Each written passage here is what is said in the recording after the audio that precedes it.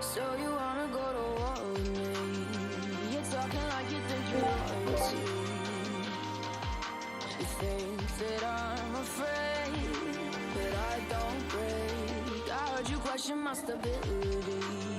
You think I'll fall just like a guillotine, but I am here to stay. Won't look away. The storm is coming, so you better start running. No, you can't control, feel it in my bones. I'm coming for the, coming for the.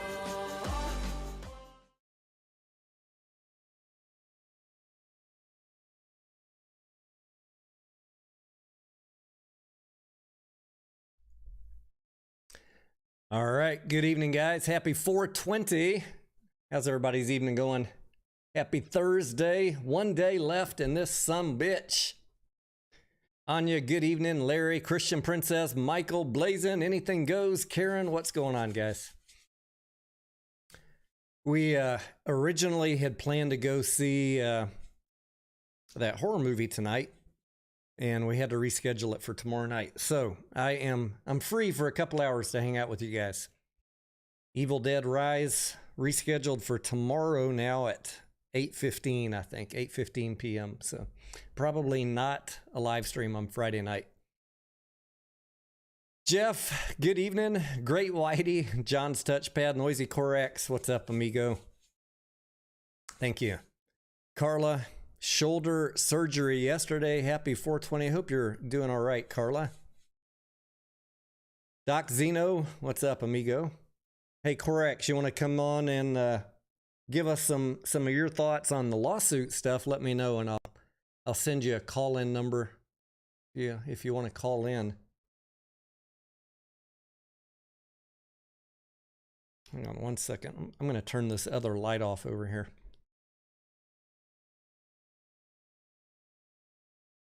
Get over here.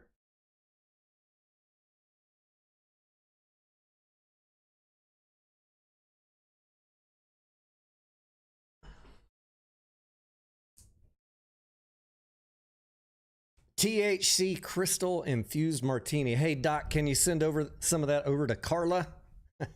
She had surgery yesterday. Sounds like she might need some painkillers. Andy, good evening.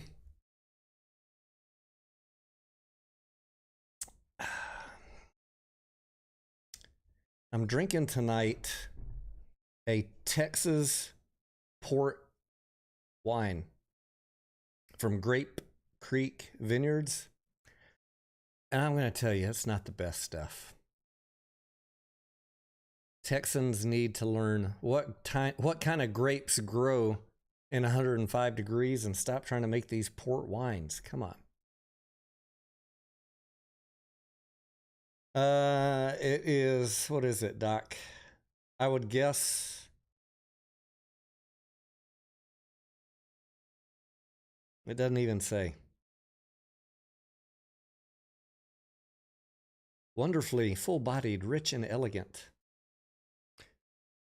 Imparts complex dried fruits, walnuts, almonds, and cinnamon spice.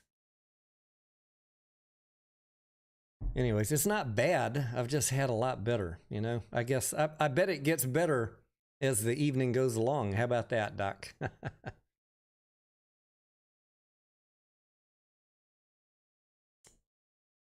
When I used to travel over to Asia, I was usually out of the country at least every other week. Sometimes I'd be gone for 2 weeks. And I had so many points at the Hyatt, because I'd usually stay at the Hyatts in Shanghai or Taipei, that I was in their Diamond Club. And when they give you, you know, you have a separate floor, and they have a separate Diamond Lounge up on the top, usually on the top floor of the hotels. And it's free food and free open bar. So I would always go in there after a long day of work, have some sushi, whatever else I wanted.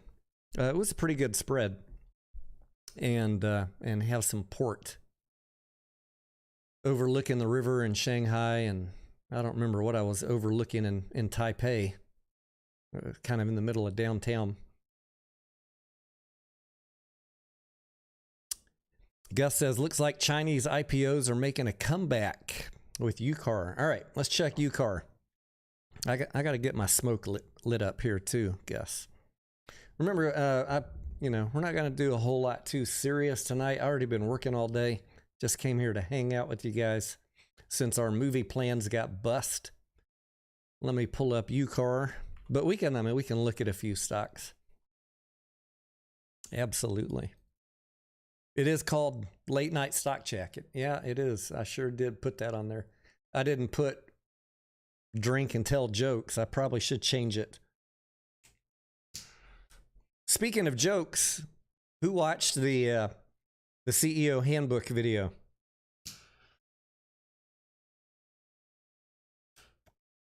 The material in there, I 100% stand by it. I think that is what is going on. I just, I felt like maybe it was time to take a little bit lighter approach to getting the message across. But I'm waiting for the person to say, look, Tony Denaro really was a CEO trainer. He's teaching them how to screw us over. Someone's going to think that video is serious. You watch. You watch.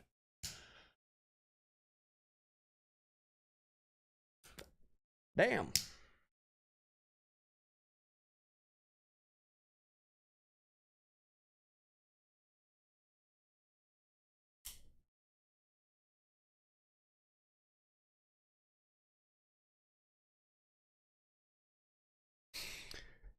Tank Dog, what is my favorite?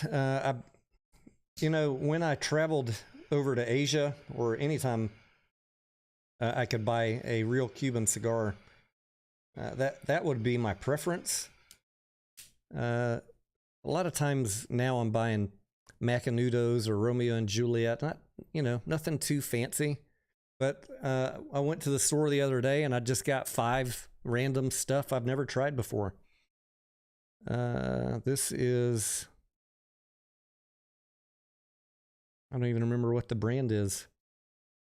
La Gloria Cubana Series R Esteli.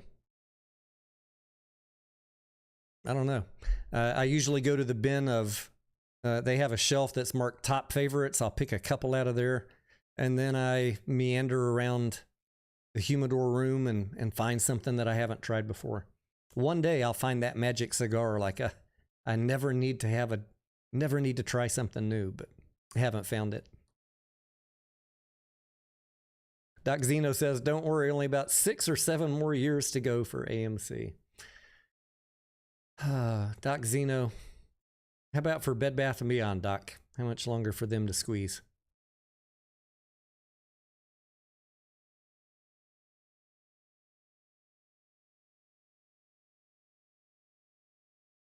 ZipTat says, WLGS, get in at 4 a.m. Oh, man, I wish we were ready with the call-in show. ZipTat, what's your theory on WLGS? UCAR, holy shit, now that I get to look at the chart, up 600%. That was a IPO, I see. Float, 2.5 million. 2.5 million. Beautiful. 2.5 million float, but 52 million shares outstanding. So I would assume just by seeing that I'm just guessing that probably the insiders own the majority of the shares. The executives, I see that a lot on the Chinese IPOs. Until it runs up 600%. And then what do you think? Do you think they sell some? We got to have the Chinese CEO handbook. The Chinese CEO handbook. Chapter 1. Go to United States for extra liquidity.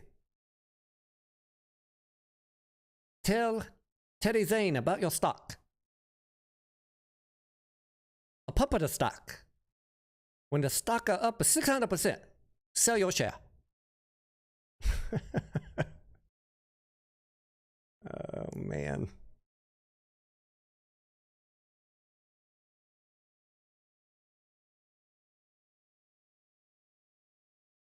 Great Whitey says, what is this DTCC liquidity test, April 24th? I haven't heard about that specific one, Whitey, but I know that they do them all the time. They do all sorts of corner testing. I would have to see what I could pull up about that one, and maybe I will. Maybe I will if we hang out long enough tonight. But the DTCC is always doing testing to root out if things go to hell in a handbasket, who does not have enough deposits on hand with the DTCC. And that's why you've seen over the last couple of years, they've been putting out paperwork saying they're increasing the margin deposits at the DTCC, especially for some of these smaller entities. And those guys are really complaining, but the amount of deposit you have on hand with the DTCC is relative to the amount of trading that you do. And they found that there were some corner cases where small players didn't have enough deposit on hand if things went really, really haywire.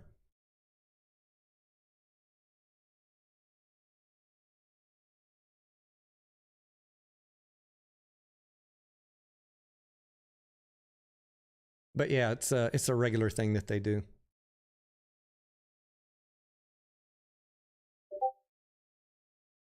For folks in the Discord, I do have the Discord room open for if you want to join in. The Champagne room is where we're hanging out tonight.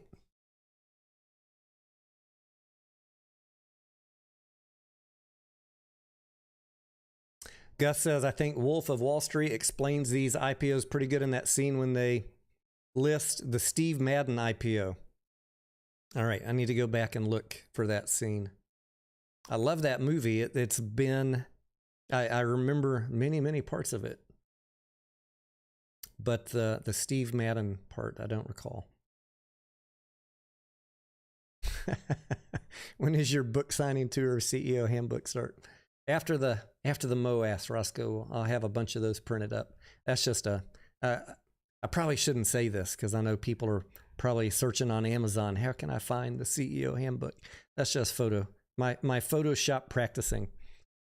I have no real skills at Photoshop. You might occasionally see me attempt to Photoshop my face on a thumbnail. But I spent a good hour looking for a good leather-bound book and then figuring out how to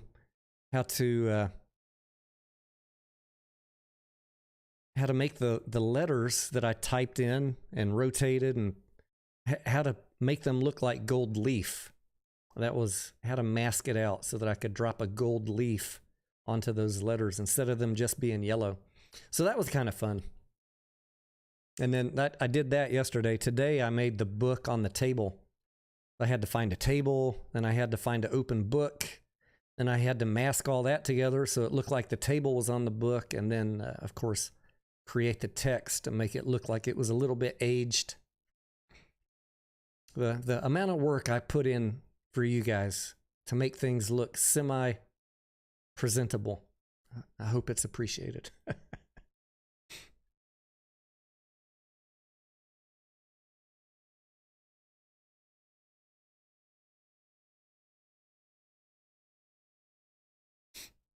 Karen said, did you just say there was going to be a MOAS? Well, Karen, we're going to Puerto Rico soon, and you never seen MOAS than if you've been on the beach in Puerto Rico. That's about all I'm going to say.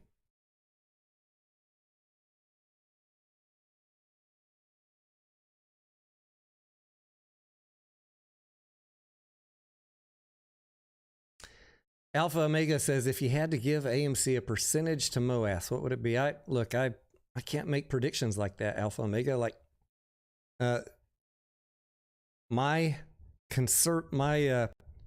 me being too conservative is what caused me to not be in GameStop in January of 2021. So do you really want to get MOAS experience from someone who watched GameStop happen and said, that's not going to last. That's why I'm only the number 2.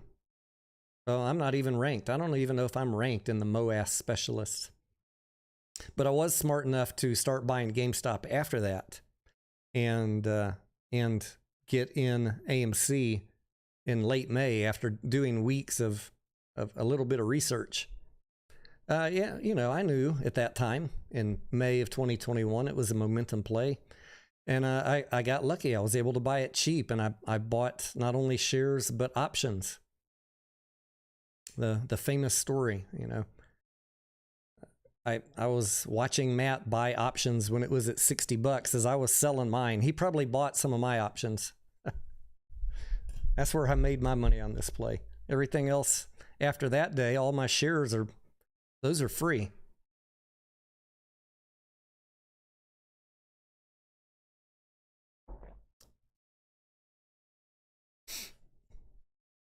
Akelaji, why do I have to trust you?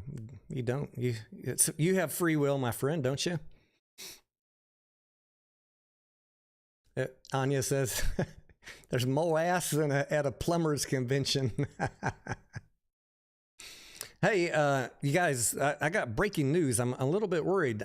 I have not seen or heard from Massalorian in about a damn week. I'm worried that maybe some frogs kidnapped him. If anyone has seen, had proof of life from my good friend, let me know. If you've seen him banging around someone else's chat, hopefully he's doing okay. I know he's got his job. He told me that they were moving. Whoever owned that condo that they were staying in sold it. So maybe he's all caught up with that. I really don't know.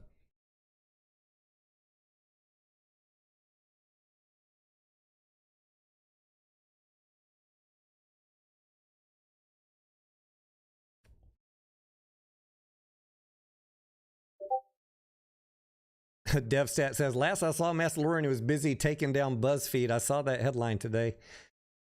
And just skimmed like 2 sentences of whoever was shutting it down, saying that they I guess they weren't making money, right?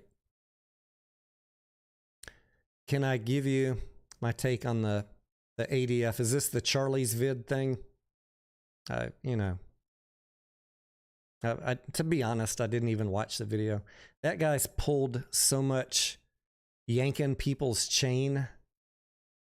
And I'm going to try and be respectful because there was a time many years ago where Charlie put out good info and then he just went sour and he started baiting people with bad information and then turned hateful. And I don't know that I could take anything he puts out seriously. Maybe there's something to it. I only had like 2 people ask me to look into it, and I have so much going on during the day. I try and focus my time on what I'm getting overwhelmed with.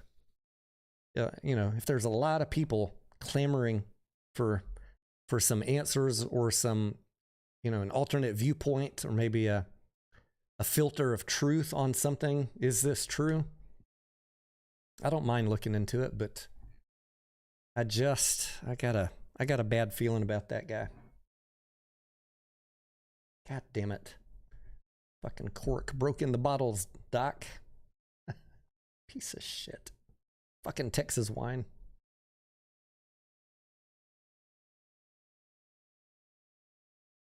Hulk Hogan says Massalorian's not even from Boston. You might be surprised to learn he doesn't even live in Massachusetts anymore, Mr. Hogan.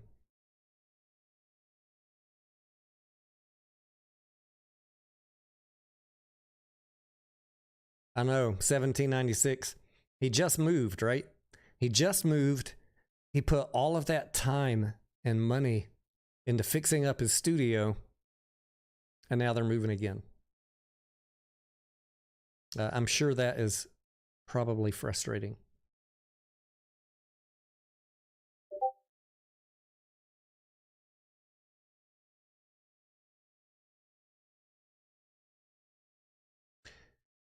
Vinny, hey, I'm doing fine. Thank you. Hope you're doing well.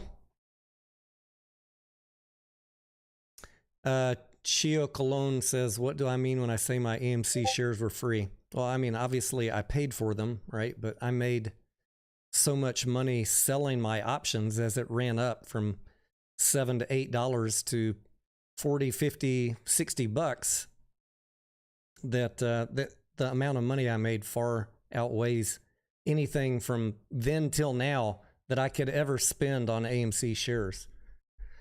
I will never be upside down on my AMC shares. Am I red on the shares that are sitting in my portfolio? Yeah, because I held those and then I bought some all the way up at the end of 2021 as high as 38 bucks, but I will never be upside down on them, if you know what I mean. See if I can just push this cork all the way in, Doc, and then I'm going to throw this bottle away.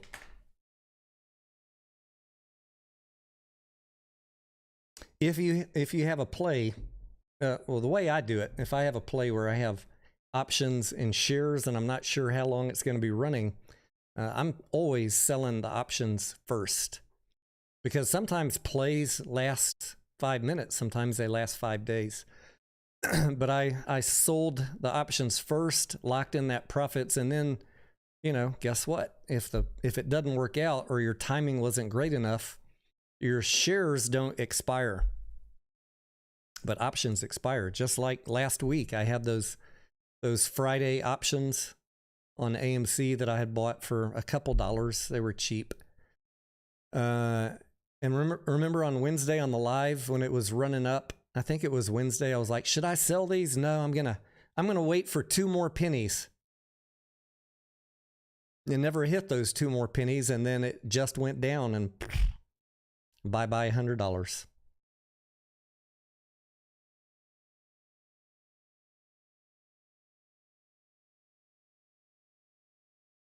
Larry, thank you. I will tell Scarlett hello. So yeah, tonight, for those of you that were just joining in, we were supposed, that's a Texas word. We just leave out syllables. Supposed. It's one syllable in Texas, y'all. We were supposed to go see Evil Dead Rise. And she asked me if we could move it to tomorrow night. So tomorrow night, I don't think there'll be a live stream unless I have a lot of energy and just hyped up that movie was so great. Let's see, it's about 90 minutes. I guess it'll start around 8:30 or 8:45 with previews. 9:45, it'd be like 10:30 by the time we're home. I don't know. I might just chill tomorrow after the movie. I'm going to be all fat and full on butter and popcorn. Probably a beer or 2.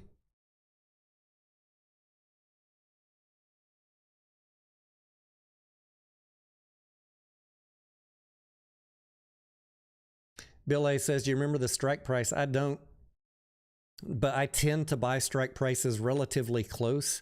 I had one video, Bill A, about a year ago where I showed all, because people keep on saying, you don't own AMC, you're not making any money. I did. I put screenshots up of all the money I made, all my sell options on those calls from May of 2021, and I showed my losses in the 5 digits of red on my AMC shares. So the haters can suck it. I don't have to prove myself every day because you're a conspiracy theorist. I did it once. If you missed it, well, you can go look through 2 years of live streams and find it.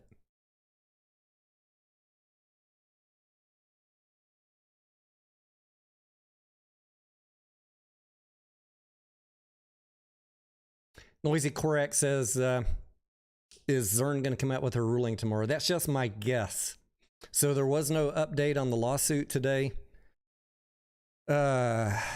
Yesterday, obviously, Mr. Tuttle filed his response, and I told the folks in the Discord and also on the community tab here on YouTube that it seemed like a pretty coherent response, and it's not really worth me commenting on it other than telling you guys what's going on.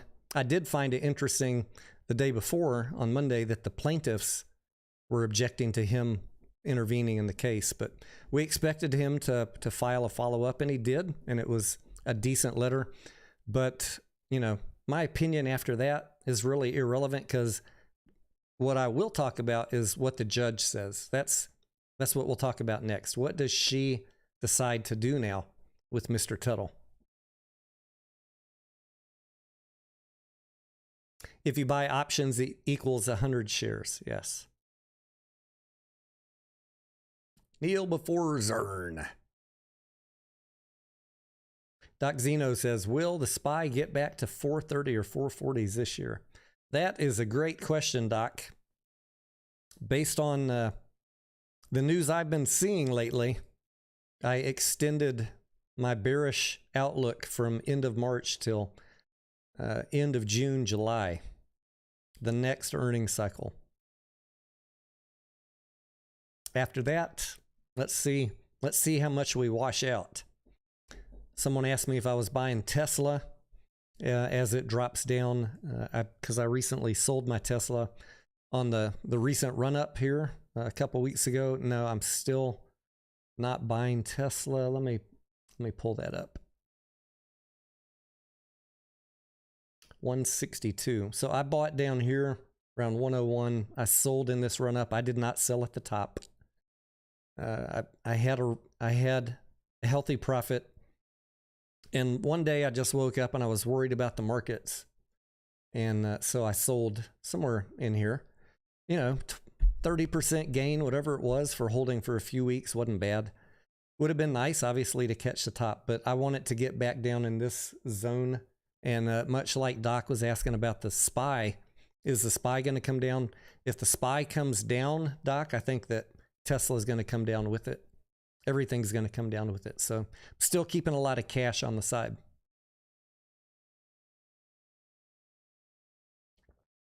I'm 10 says, what do you think of the low volume on AMC? Sorry about that. I meant to, I saw your question earlier and I was going to answer it, and then I got distracted. Somebody talking about MOAS. My thoughts are generally the same as what I've said over the past few days. And I don't remember where I said it, probably on a live stream, maybe in the Discord. But my thoughts are that until we have some real clarity on what's going to happen with the court case, I said that AMC is mostly going to hold around this level, would be my thought. Subject to market forces. Things that are happening in the market that drive all stocks up or down. So if it's a red day in the market, I expect AMC to go down. Everybody, I think, unless they have inside information, is a little bit unsure this week exactly what's going to happen with the lawsuit. So unless you're on Tara and getting inside information from AMC, I don't know who's trading this thing with any certainty. I'm certainly not.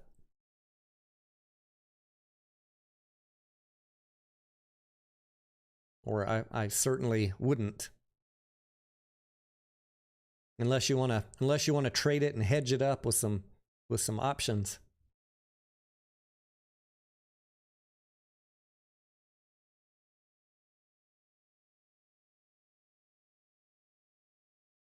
I have not watched Charlie's video on the ADF, so I don't have any comment about that. I'm just going to repeat what I said earlier. You know, I thought that he did some good work a couple years ago, some good work, but he was also one of the people that, you know, every week, this rule, this new regulation, this SEC regulation, that one is going to cause the squeeze. And you guys know, if you watch my channel for a long time, I used to do FUD busting videos on regulations are going to cause the squeeze. Not because I'm trying to be an ass, but when I read that all of these regulations, I'm like, yawn. I don't see what you're seeing. And then I just got tired of reading regulations, and it was like beating a dead horse. Like, These fucking institutions know these regulations are coming months, sometimes years in advance. You think you're going to catch somebody off guard with a regulation change? I don't. And even if I wasn't that cynical, as I'm reading the regulations that Charlie was talking about, I did not see anything that he saw. It's like, what do you call it when you rose-colored glasses? Maybe that's the phrase I'm looking for. There's just you're wanting to see something that's not there. That being said, whatever he said about the ADF, I don't know. Maybe there's something behind it. Maybe I'll look at it later tonight. I've just been busy, and I'm kind of burned out on Charlie's vids. I mean, like I got burned out a year ago or more. Doc Zeno says it's a nothing burger. The last stunt that I remembered from him, Doc, about 6 months ago, he posted something, some little juicy nugget, just to fuck with people. He posted it and then he let it sit out there on Twitter for like 4 hours, and he's like, I just wanted to see who would retweet this without double checking it. Y'all are stupid. I was like, what a asshole.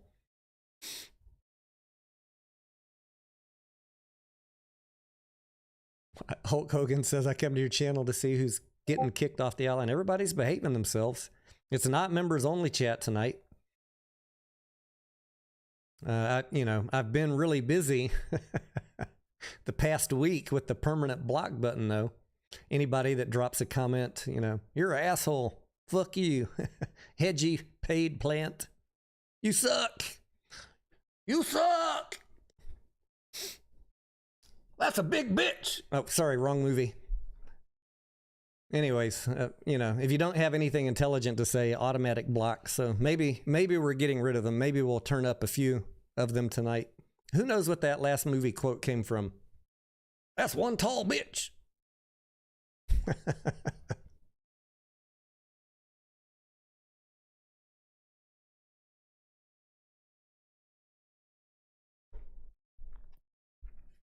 It took a whole tobacco plant to make that cigar. This is a fairly hefty one, yeah. You got to have, if you think you're going to be on the live stream for a couple hours, you don't want one of those little 4-inch cigars. By the way, I did reach out to some cigar company. I forget which one.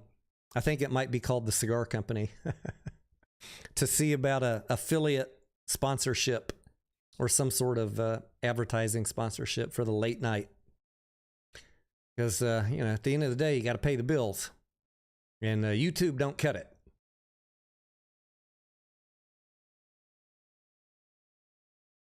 Deuce Bigelow. We got 2 winners, 25 Wild, and I'm 10. You're all right. I love that movie. There's a few movies. I'm not the biggest Rob Schneider fan. It was Rob Schneider in that one, right? Not the biggest Rob Schneider fan, but I thought he did a good job in that one.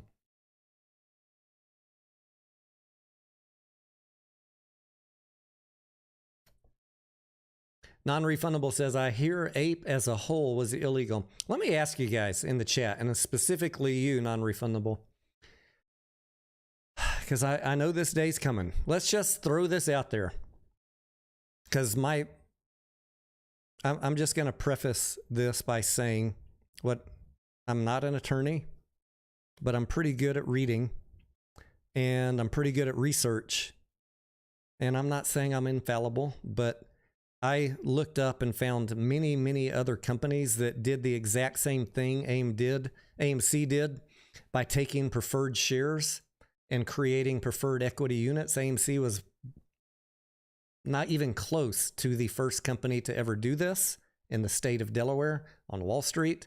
So first of all, Are you going to say that everybody who's ever done it did it illegally? Or could you say that there's legally accepted precedents that what they did was just fine? That's one question, but that's not the one I want you to answer. I just want you to know why I think it's not illegal, because this is not the first time this has been done. And as long as you have the fact that shares are going to vote as one class in your articles of incorporation, there's no violation of Delaware law. And AMC has that also. And I've shown all of that in previous videos, so I'm not going to go through all that again. But that being said, so you know why I think it is legal, because it's been done many times. But let's go with your question. See, some people are saying it was illegal, including Tuttle and Allegheny, even though Allegheny walked it back. But if there was a settlement, what would you say? Would you say it clearly wasn't illegal? Would you say, well, we don't know because they settled? Or would you say Judge Zern got paid off? See, it doesn't matter what I say, because the fucking conspiracy theory people are going to have some conspiracy for whatever happens. There's no making people happy that don't want to understand basic logic, like not the first time this has been done on Wall Street or in Delaware.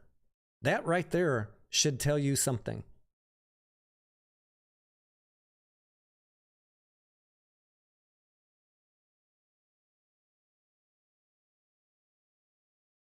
The only thing that I found different, and I've told you guys this before, the only thing I found different in the other companies I looked at that took preferred shares and created preferred equity units and then had a vote just like AMC. AMC was not the first.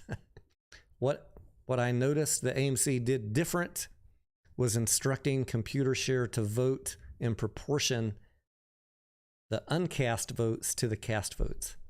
So that, for me, was the only potential question of law that Judge Zern could have ruled on. And yes, brokers are not allowed to vote proportionally on specific votes like this. But there's no wording in the law that says what AMC can or can't instruct a transfer agent like Computershare to do. So for me, that was a gray area. I don't know if we'll ever get an answer to that if they settle. I'm going to say, you already know this. If there's a settlement, then AMC did not do anything legal. If there was a settlement, AMC did not do anything illegal, but it doesn't matter what I say, because people are going to have their own theories, and whatever floats your boat. I really don't care. Tired of arguing over this. Just let the fucking judge decide so we can move on with our lives, or let the settlement go through. Which makes it illegal, Jason. Are you talking about the fact, if the law doesn't state something, Jason, if the law does not say that AMC can't instruct Computershare, it's not illegal because there's no law. That's a fundamental misunderstanding. It could be, the judge could rule that it doesn't, the judge could say, hey, this needs Congress or Delaware, whoever makes the laws in Delaware needs to go clean this up. But how do you break a law that's not written? Again, I'm no attorney. I'm just using some, in my mind, basic logic.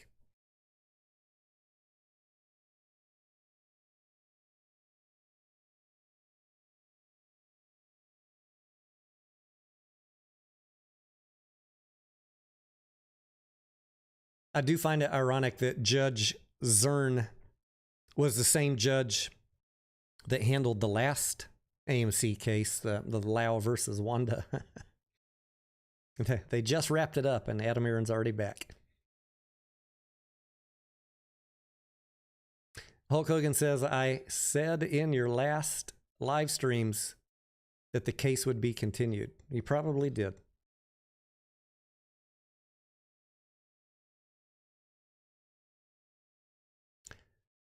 Jason says the gray area is going to look bad to the judge. Well, I mean, I'd like to, I would have liked to get a ruling on that too, so either it could shut me up or shut up all the people that are saying it's illegal. But it looks like we're probably going to get a settlement, so we may never know. Or maybe we'll get a settlement and the judge will still write an opinion. This case is settled, but I didn't like what you did with ComputerShare. We'll all find out together. Remember, I'm just here giving you my opinions. I'm not an attorney. And I just read the shit and apply basic logic to it. And I look for other things to compare it to. And when I say read the shit, I mean not just the lawsuit, but the articles of incorporation, the Delaware law that pertains to all of this, and Google searches for what other companies have done similar type things. And I don't remember the tickers. If it really interests you, I could probably pull them up again, or you can go Google what AMC did. Go to the creation of ape, pick out a paragraph that looks pretty unique, and drop it in that old Google search bar, and you'll find them. You'll find them. I'm done talking about it because that was like 7 months ago. Someone was trying to ask me, badgering me in the comments today, Tony, why didn't Adam Aaron sell at $10? Fuck if I know. He said at a movie meet and greet about a month ago the why. But if I told you what he said, you're just going to argue with me for 30 more minutes. Like, who fucking cares? That was 7 months ago. I'm not living in the past. I'm focused on what's going to happen with my shares as the judge makes her ruling here coming up. The history books can go figure out if what Adam Aaron said a month ago at a meet and greet was correct about why they didn't sell them the first day. It seemed pretty logical to me what he said. Whether it's true or not, again, that's going to be your opinion, and I don't want to be arguing with people every day. And whatever I say is not going to convince you, so it's really irrelevant. Everyone here already knows exactly what I'm talking about, what Adam Aaron said, and if you don't know what he said, then I'm sorry.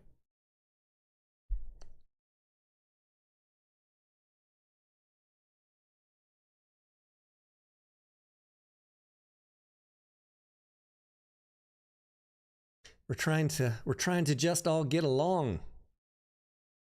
We don't need to be arguing over stuff that happened 7 months ago.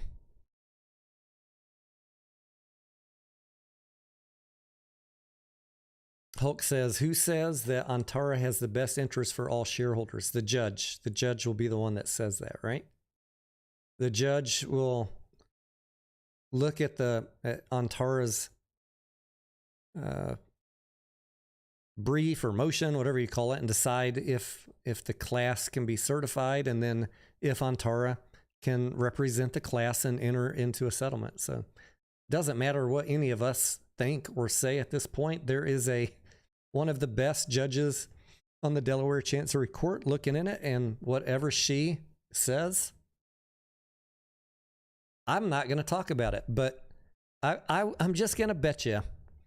Look, if I'm wrong and AMC loses the case or there's no settlement or whatever, I'm telling you right now, I'm going to say, okay, it's decided, let's move on. But what do you want to bet if there's a settlement or it went to trial and AMC won? The no people, the conspiracy people, boy, they'd be talking about that for a year.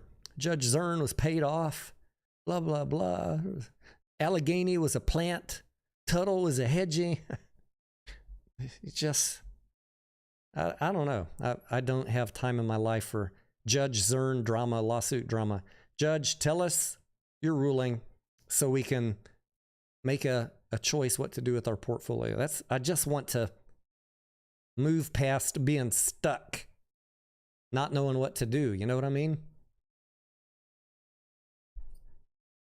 Do I trust Adam Aaron? I would refer you to my video 2 days ago. Please exit the chat right now and go watch the video entitled Trust No CEO.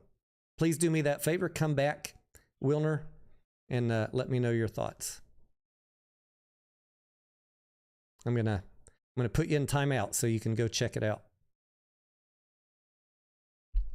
And then when your 5 minutes is up, hopefully you come back and tell me what you thought. Larry says, Tony, I'm from Wisconsin and a Packers fan. People in Tampa ask me, what is Aaron Rodgers going to do? I say, call him now. I call him now, right?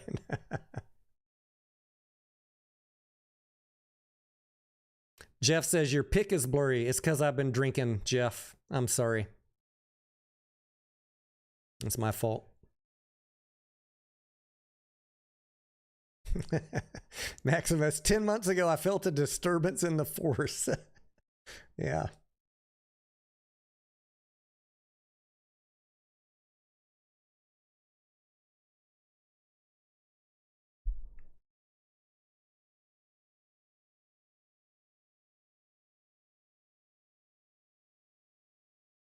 How many companies diluted shares? Hassel, the venerable Senor Hassel wants to know how many companies diluted shares. Are you asking like in what? The past month, the past year, the past decade? Legions of them, my friend. Everybody dilutes. Except Berkshire Hathaway. Actually, I don't think they've done a split. I don't know if they've ever diluted. I don't know that little bit of trivia. Someone look it up. Hulk Hogan says, I agree with you on the conspiracies if the judge allows a settlement with the no voters, but Adam Aaron has had plenty of opportunities to pay off debt and goes rogue. Yeah, I'm just going to repeat my thoughts on paying off the debt, guys. For those of you that have been listening in over the past few months, and watched any of my presentations on the financial statements, and our trajectory towards potentially being profitable a year from now. In my mind right now, if Adam Aaron and AMC were able to do dilution tomorrow and raise $2 billion, I would be pissed if he spent any of it to pay off debt. Why am I saying that? Because we need cash to survive at least one more year until we're not losing money every quarter. That's my thoughts on paying off the debt. And so I 100% think they did the smartest thing, not paying off debt. Imagine when he had $1.8 billion 2 years ago, if he had used 75% of that to pay off the debt, we would have been filing bankruptcy 3 months later. Like, you guys do realize that, right? If you don't, I don't know what to say. I mean, I know there's a lot of people that don't believe that this company's losing money. I don't know how we get this far in and people don't see that big negative 225 million every quarter on the red, but we're losing money and we probably will until 2024. So I'm going to say, Adam, if you're watching and you make $2 billion in 60 days, put it in the checking account, maybe buy some treasuries with a little bit of it, and let it sit until you know that you're sitting on top of back-to-back profitable quarters. And Mr. Aaron, if you make over $2 billion, use some of that then to pay off debt with a discount. I'd be okay with that. I'm going to not be happy if he made $2 billion tomorrow and used it all to pay off the debt, because you know what? We didn't fix anything. We're still going broke. And we still have a year to not go broke, a year of losing quarters. We're not mincing words here, guys. I'm not going to tell you that everything is fine. It's not going to be fine from a fundamentals perspective for a year, no matter I get it. You watch a lot of channels where I don't understand why these guys are saying fundamentals matter. That's right. You don't understand because you are not admitting to yourself that this company has a couple quarters of cash left and you haven't done any modeling to see how long that's going to last. It's not going to last long. And if you want to see our future with no cash raise, go look at Bed Bath & Beyond.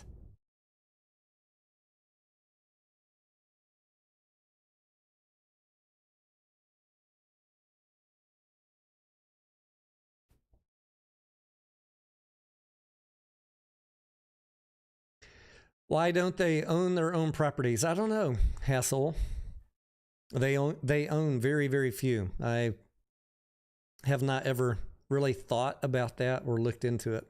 It is, now that you said it, it's an interesting question. But I mean, if you think of many, many big box type businesses, how many of them really own their locations? Like I know that like HEB, our big grocery store chain here, they'll go out and buy land far out of the city limits. They're thinking like 20 years out. They'll go buy key intersections so that they can own the land and build their building on it and be the anchor tenant 20 years from now when the city grows out that far. And I assume that they own their buildings and rent out the rest of the property or sell it to a developer. But why AMC? I don't know. Probably some tax reasons or flexibility of unloading properties or just not renewing leases. Not really my area of expertise to comment on the tax advantages of leasing or buying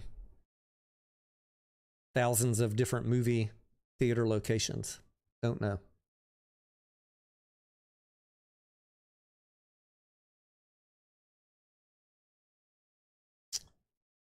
We could probably figure it out, and maybe some people have already looked into it. We probably got some CPAs that are screaming at the screen right now. But I am not a CPA. When was the last time AMC was profitable? Let's pull up the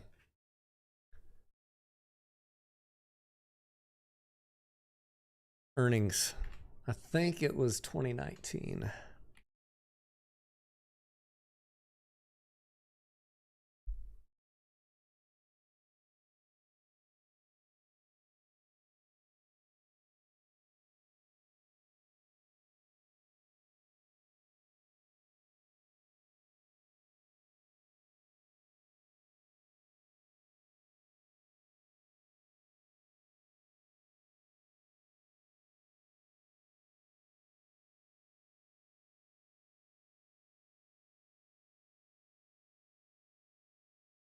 Right here, 49.4 million. Q2 2019.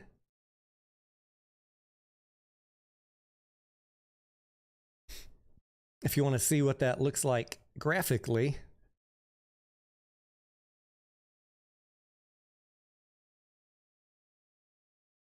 let's see if I can.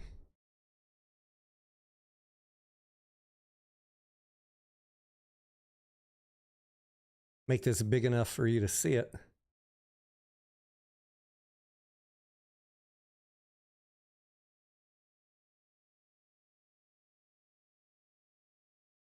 We had, looks like one in late 2017 and 2019. This doesn't really look like it lines up, but I mean, they were pretty profitable until they started buying, obviously, all these competitors. And then I feel, you know, they may have had a plan to get profitable with the industry growing, but then streaming came on strong and COVID hit, and it didn't go their way. So now they're in a hot spot.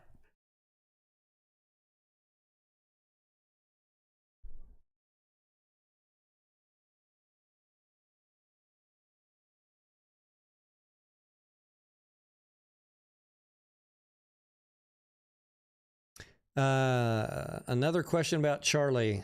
I stopped watching Charlie Go Ad a long time ago.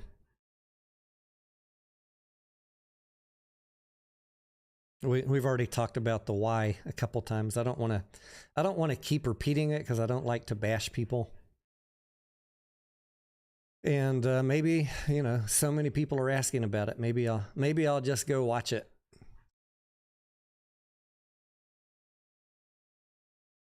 But after you get burned so many times, it's just like, why keep it going back to watch people's stuff?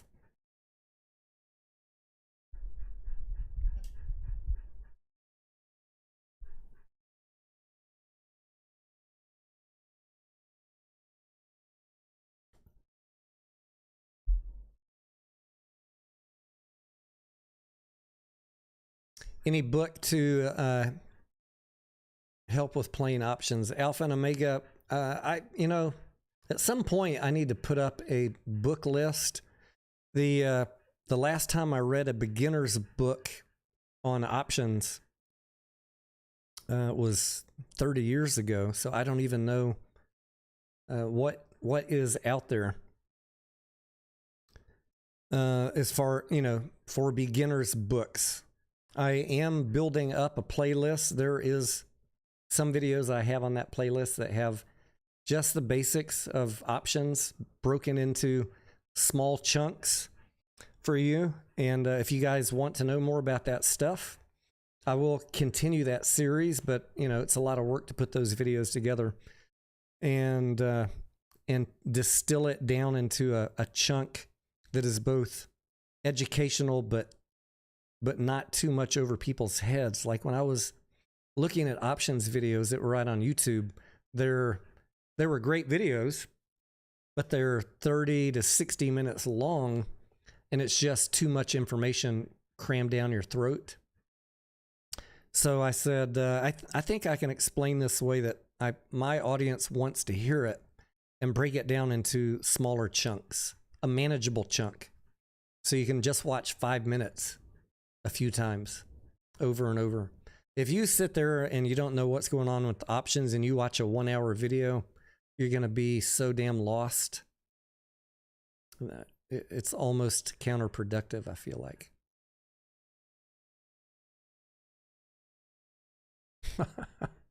Any dad jokes books? I don't. Can I write a Mo-ass movie script? I've never tried my hand at writing scripts. Although my wife and I were talking the other day about writing books. I don't know how we got on that topic. And I said, you know, for a long time. Maybe we were talking about life goals. Maybe we were talking about me learning to play the guitar. I said one of my other life goals at some point is to write a book. But I don't even know what topic. Like, what would I even write it on? And since I don't have a burning topic that I must cover in a book, maybe I'll do a how I grew up on the streets, my early days on Wall Street, how the ducks talk to me. I'm just teasing.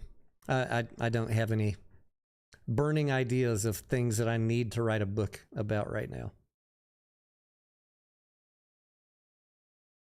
Chickens that pick stocks, yeah. We did talk about putting a bingo. Maybe I'll paint a bingo grid out on the back patio, and we'll just put some tickers out there on pre-market. And I'll put a pin around the bingo thing. It'll be like 6 feet by 6 feet. And wherever the chickens shit, you know, that's going to be the ticker that we, you know, put our money on that day. Chicken shit stock picking. We'll do it with a live cam, backyard cam.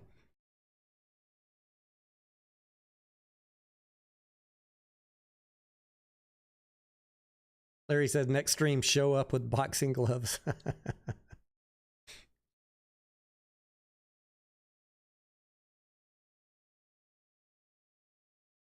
Yeah, whatever happened to those guys, Mike, the people that were making the legit movie? I don't know. I don't know.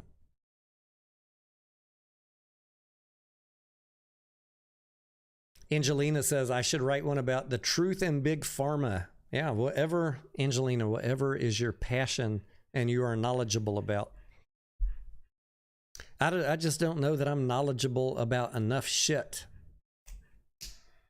I mean, I know a lot of things, but the amount of expertise you have to write a book, like I would not take that lightly. I'd have to spend 6 months just researching my topic. Even if I lived it, I'd still research it.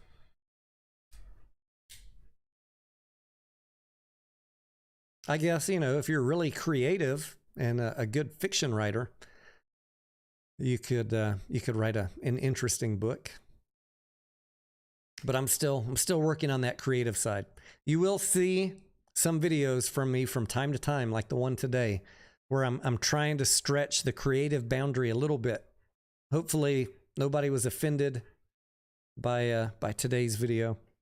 It was both factual information, things that I really believe, with an attempt to present it in a somewhat humorous format.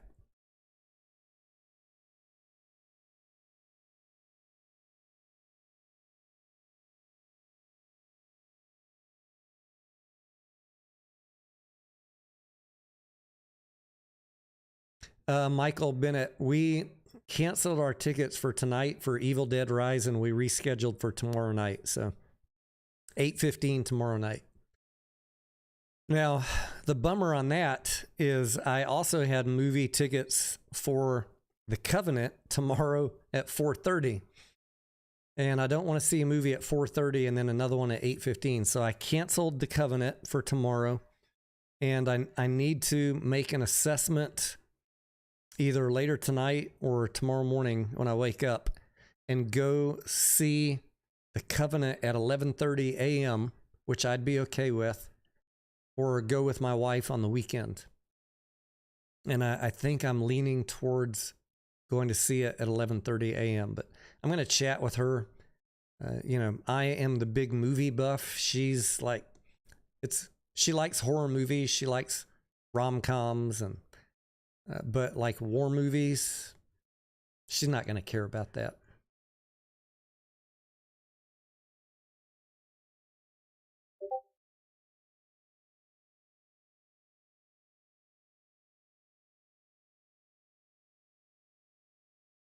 Twelvenomics says, will AMC one day go up, or will we see something crazy like what happened in the Paris Stock Exchange? Yeah, I saw those people breaking in with the protesters with lit torches and stuff. They were torching it up in Paris. I don't know. I don't know if we'll ever see that here. For the most part, as far as I know, our stock exchanges, as we know them, as we think about them, doesn't really exist anymore. I was in the NYSE. When was the last time I was there? Probably early 90s. I can't remember. And I got to go tour the inside. But, you know, most of all of that, I think most of it is all in computerized facilities far away from downtown New York. I don't know how much they really do inside any stock exchange these days. Is there still a location that protesters could walk in? Yeah. Could they actually do anything damaging? I don't know. I doubt it. Andrew, hey, I like that idea. Watch Charlie's video and comment on it, Mystery Science Theater 3000 style. I like that. And thank you for stopping on your road trip to suggest that. I thought about doing that. In fact, I thought about doing it tonight on a 3-minute Bed Bath & Beyond video.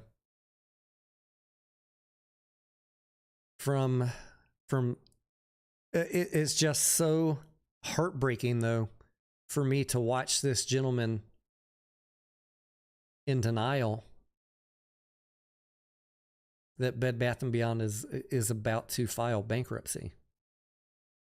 And I don't want to make fun of him or even comment on it in a way that could be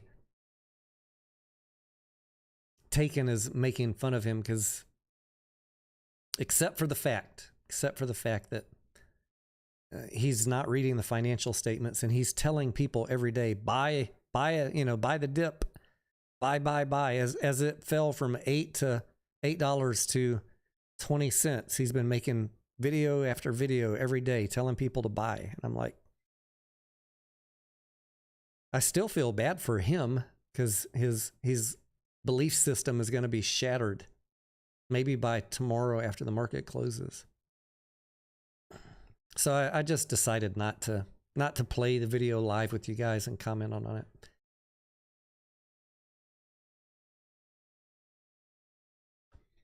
Have I been out in the sun, or am I? I'm not. I haven't been out in the sun, but I'm drinking something different tonight. Port wine. And because I'm out of my bottles. And that might be giving me a little wine flush.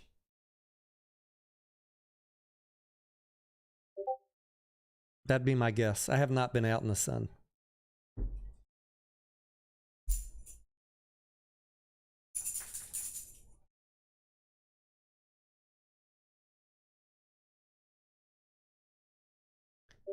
Dan Man says Mullen has a $10 billion contract from Saudi Arabia. I thought that was not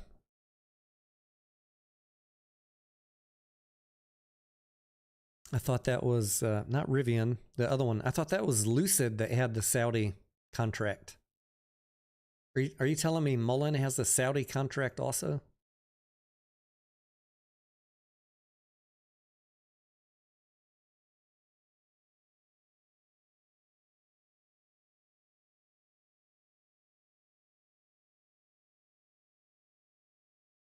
Explain what is bad to me exactly. What are we talking about? What's the topic? Sorry, I'm bouncing all around. So dial me in here.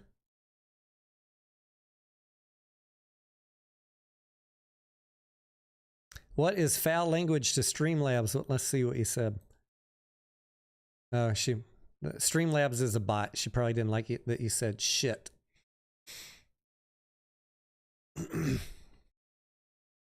And Hassel says Charlie's vids are full of shit. Yeah. I haven't seen his latest video, so I don't know if it is full of shit, but I did stop watching him for a reason. That's about all I'm going to say about that.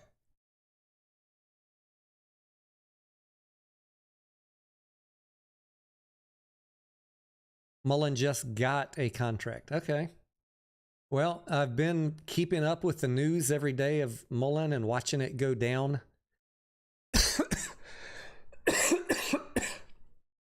Nothing that I've seen news-wise of Mullen has changed my thesis. Damn it. Picking up bad habits. My thesis. Nothing that I've seen news-wise of Mullen has changed my thesis of what's going to happen with Mullen. So I'll go check on the Saudi news. Maybe didn't it run up at the end of the day today? Is that why they had that little spike? Ran up from 8 cents to 10. Woo!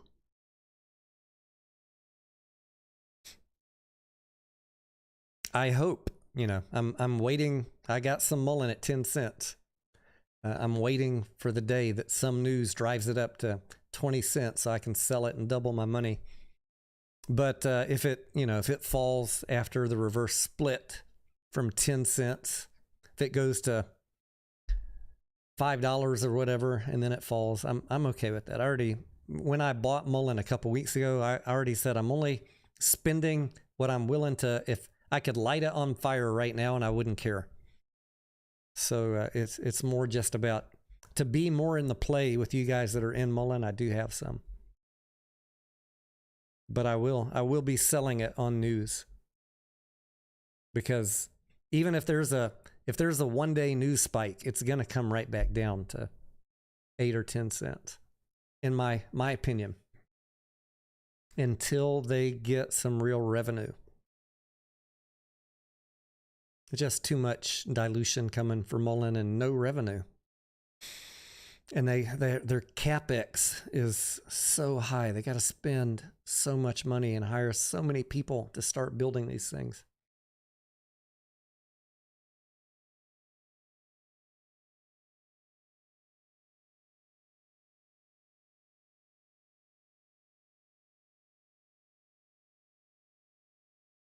Yeah, I saw that Mullen created some new companies, and they bought this battery company ran by one man, it looks like, that has what he calls the black box technology for perpetual power.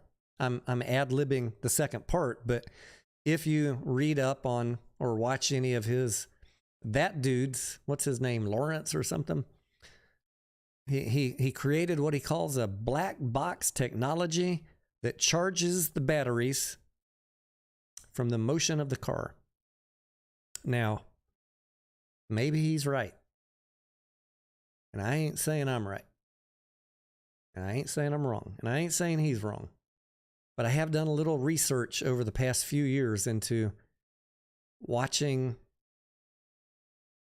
learned people with degrees in mechanical and electrical engineering attempt to recreate any fashion of device that could charge a battery while a vehicle is moving. And all of them lose, they just due to the inefficiencies. They haven't been able to do it.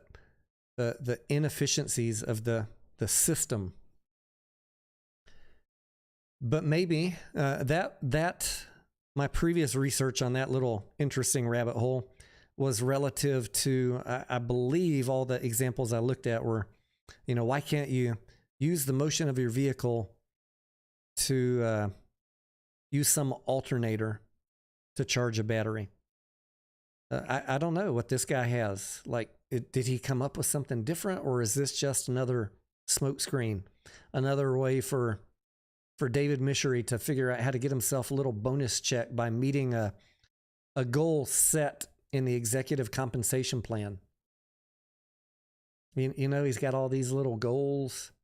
Remember that one he came up with? They signed a deal with a company to develop the first system to use solar power on the roof of a car to provide 1 cup of drinking water to the vehicle occupants per day.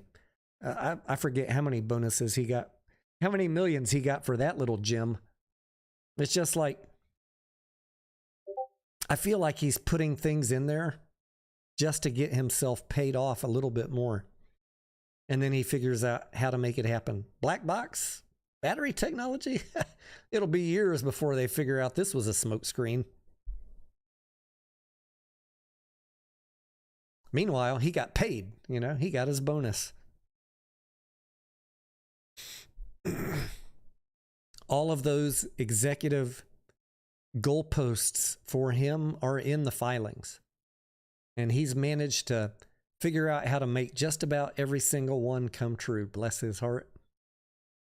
Meanwhile, they ain't produced one damn vehicle on their own.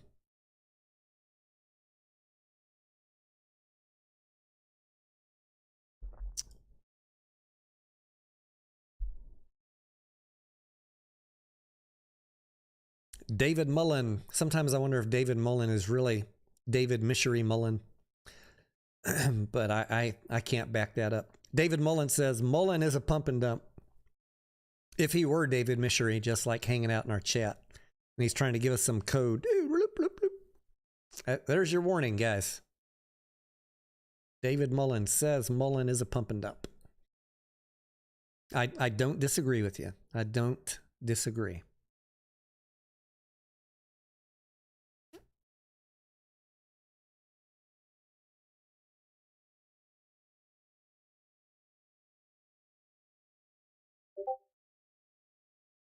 But I did wait, David. I waited 2 years to buy Mullen. Recently got in with just a few shares at 25 cents, and then I increased my position at 10 cents. So if it goes to 20, I will be selling all of it at a profit. And if it goes to 30 cents, then that'd be even more beautiful. But I'm not going to be I'm not going to be pie in the sky about my Mullen. If it runs to $1 for you guys, I say more power to you. God bless you. You deserve it. Steven is watching Evil Dead Rise. 1796. The question is, where is Massalorian? Who kidnapped Massalorian?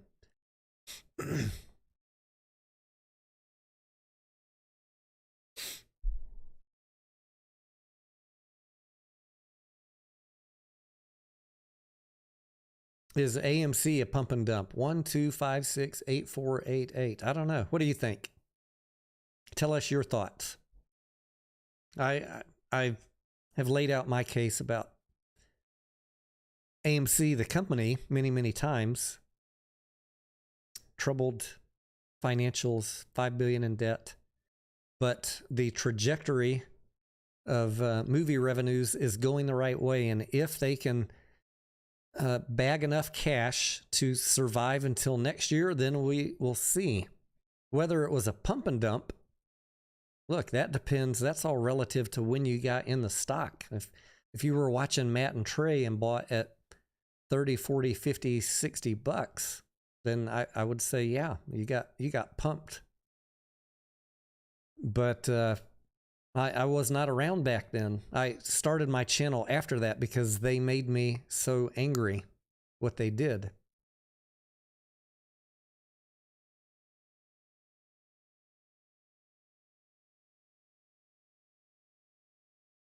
But I like the company. I love movies. You guys know that. And I hope they survive.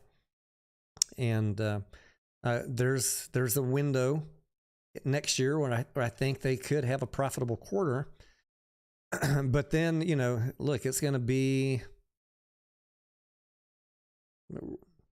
I don't know. I can't even project how they're going to pay off the debt. Is the movie industry going to grow to 15 billion? Or is AMC going to, you know, if Cinemark goes away, if Regal were to go away and we were able to increase our revenue portion of domestic box office, that could be a game changer, right? There's so many unknowns that I can't really tell you how much profit could AMC make in 2024. What's going to happen with the retail popcorn? What's going to happen with Regal? Imagine if every Regal, I'm not saying this is going to happen, but just imagine if every Regal in the US closed because of the bankruptcy and never reopened. Where are those people going to go? They're going to go to AMC or Cinemark. That will be great for both companies because now all that domestic box office is being divided by fewer big players. So you don't even really need to have a massive box office increase to increase this company's profits off the same box office. But if that doesn't happen, you know, they're always going to have that $5 billion debt hanging over them, and unless they can do a cash raise and pay some of it off. So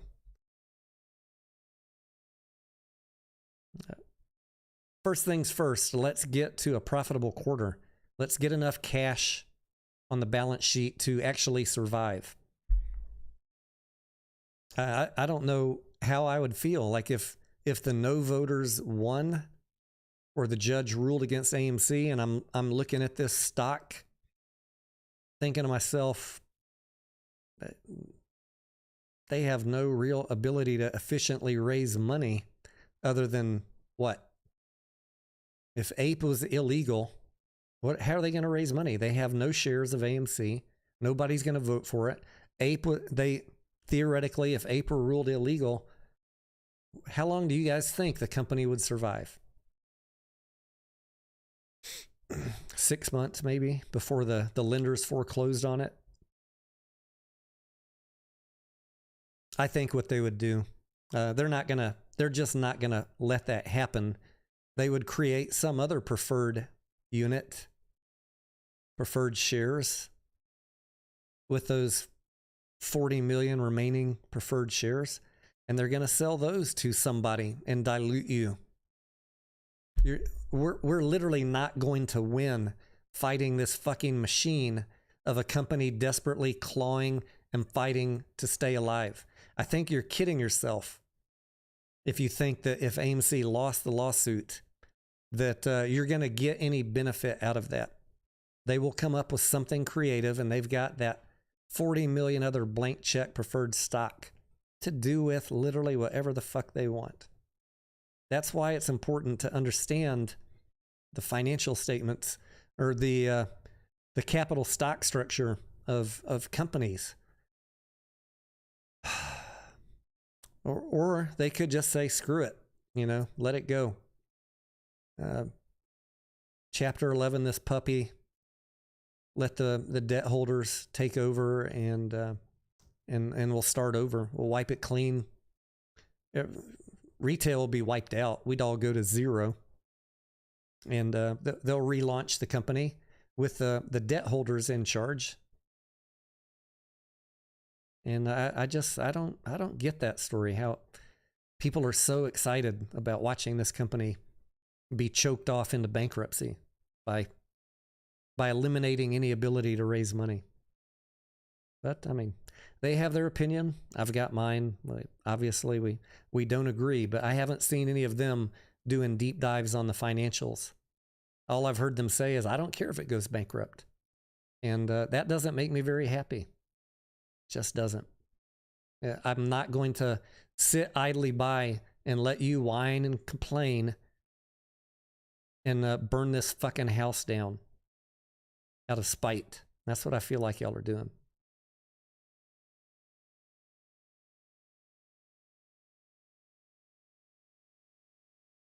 Either way, we're fucked. I mean, JT, it's not a great win-win situation. The company has all the cards.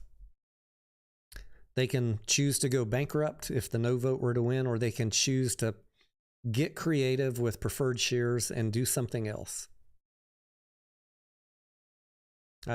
It just depends if they how committed are they to staying alive. And I think they've demonstrated they're very committed to not filing bankruptcy. But if retail chokes them out, maybe they just say, screw it, bankrupt this bitch, start over.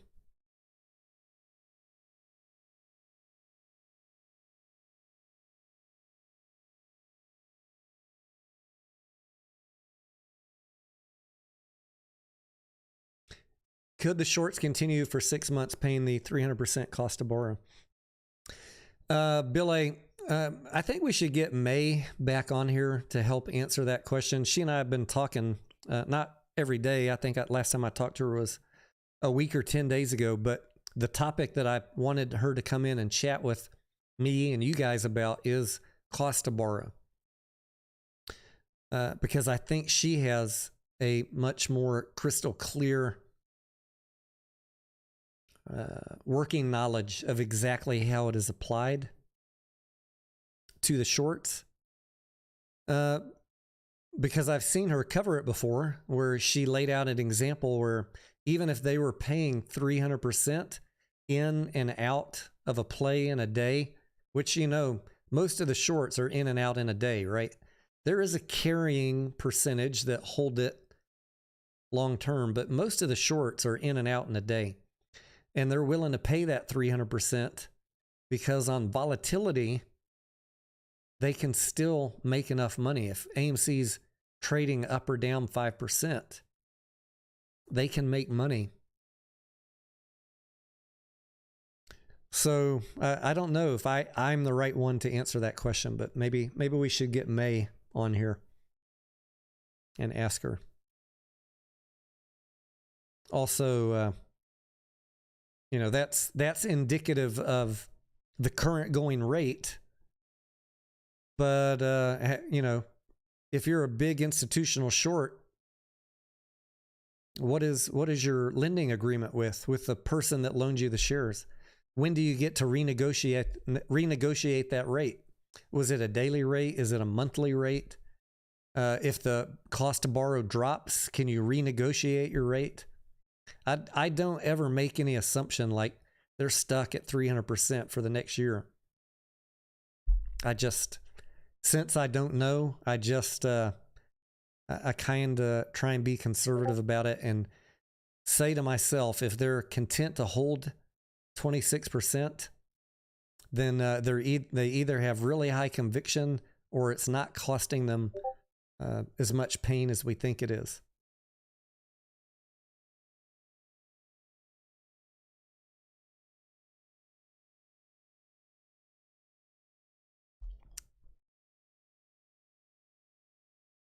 Dan, man, have a good night, amigo. Go get some sleep. Thanks for hanging out with us from the UK. I'm 10 says shorts can roll options to essentially delay the cost to borrow. I'm sure that they have a multitude of ways to offset the pain, right? That since that's not my area of expertise, I'd like to get May on here and maybe not answer that tonight because I don't really like talking about stuff that I'm not reasonably competent enough to cover. Because I don't like saying the wrong thing. If I'm reasonably sure that I'm correct, I will always give you an answer.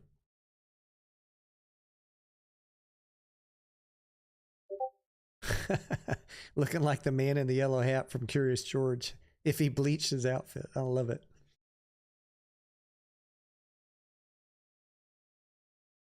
Anya says you're not a bullshitter. Yeah. People call me a bullshitter all the time, Anya. The haters and the pink panty trolls call me a bullshitter. But if I don't know something, I'll tell you.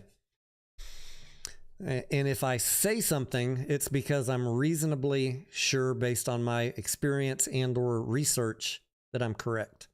I'd much rather tell you I don't know than say something and be wrong. Trust me. That's one thing I hate. It's being wrong.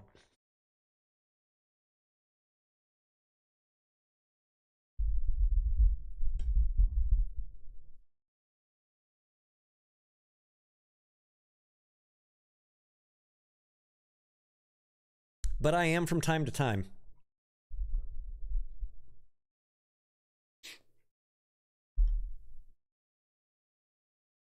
My wife and I were good-naturedly arguing about something the other day, and I was like, I'm right, da da da da da. She's like, no, I'm right, da da da da da. I was like, no, I'm right, and back and forth. And she's like, do you want to bet on it? I was like, nope. I tried to bluff her, but she knows. You want to bet on it? If she says, do you want to bet on it? And I'm not sure if she's willing to bet, and it's probably safe to say that she knows she's right. You don't hear that much from her. Do you want to bet on it?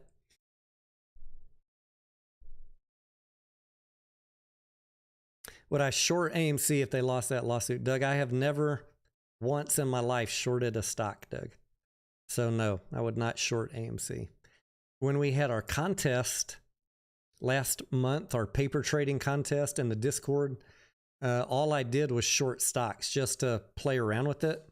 And on my very first trade, I was like negative $10,000.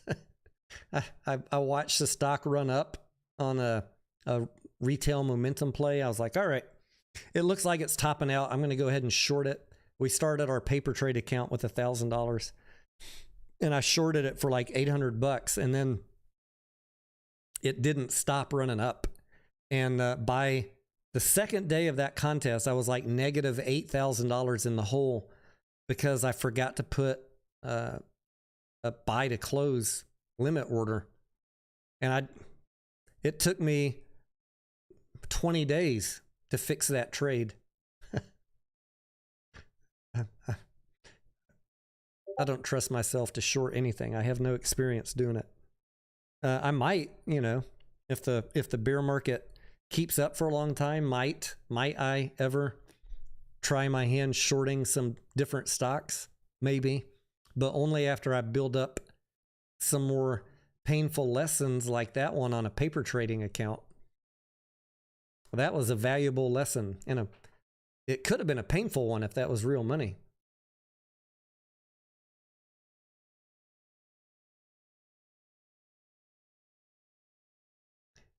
Tony says, Anya says, you should learn to short so you cannot teach us. Wait, I should not learn or I should learn? The risk with shorting is you have virtually unlimited risk. If you're really good at calling the top of pump and dump plays, you can make money on the way up and back down. But I've also seen channels. What is that guy's channel? The Laptop Legend, I think is his channel name. I've watched a couple of his videos, 2 or 3. The only ones I watched were the ones that said, how I lost $700,000 today. I think he tried to short Meagle, MEGL, for example, on that run up. And you guys remember what happened with Meagle? And a couple of other retail momentum trades he tried to short. Now, he makes a lot of money. Now, he's just a young kid, and I'm assuming he's being truthful. I don't ever ask anybody to show their position. He seems like he knows what he's talking about. That's good enough for me. He makes a lot of money shorting. But I've also seen his thumbnails where he lost $250,000 in a day. I'm like, yeah, I would shoot myself if I lost $250,000 in a day.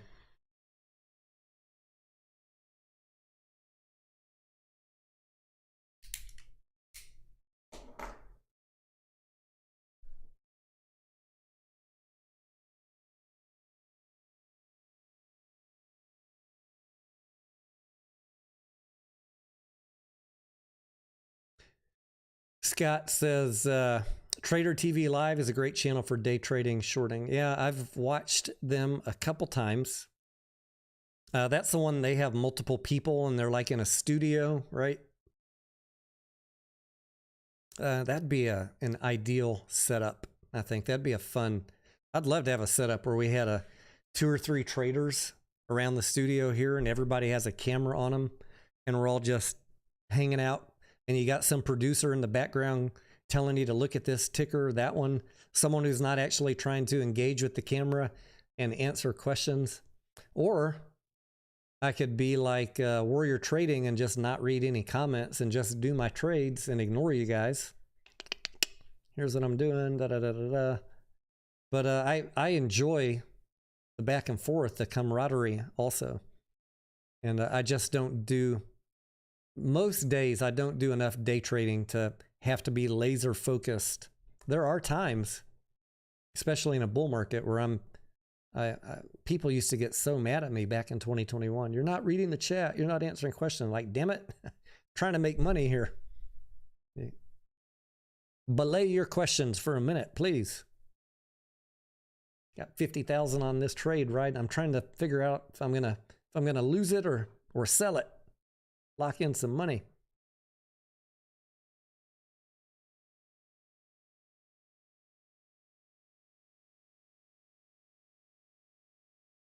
I look Amish in this hat. Probably got the tilt wrong on you.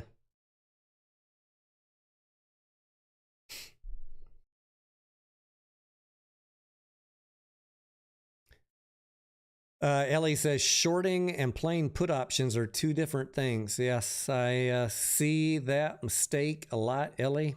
People read a filing and look at all these puts. Antara is shorting AMC. Like literally tell me you don't understand trading without saying, I don't understand trading. Buying puts is not shorting. It is a bet that the price is going to go down, which might be done for profit or it might be done as hedging for a long position that you have. That's very basic.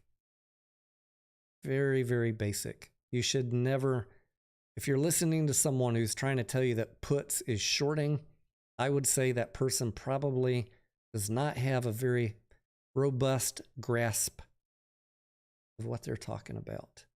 I'm trying to say this in the most respectful way that I can. Bless their hearts.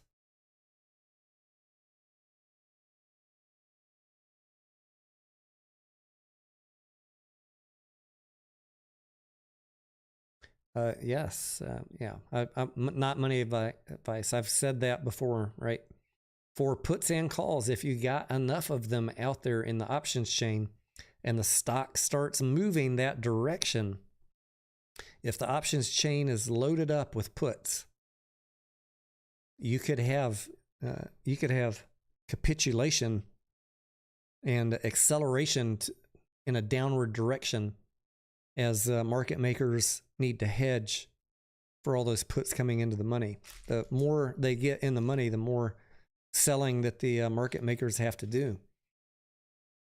So yeah, I mean, it can accelerate a move, but by virtue of buying puts, that's not a short.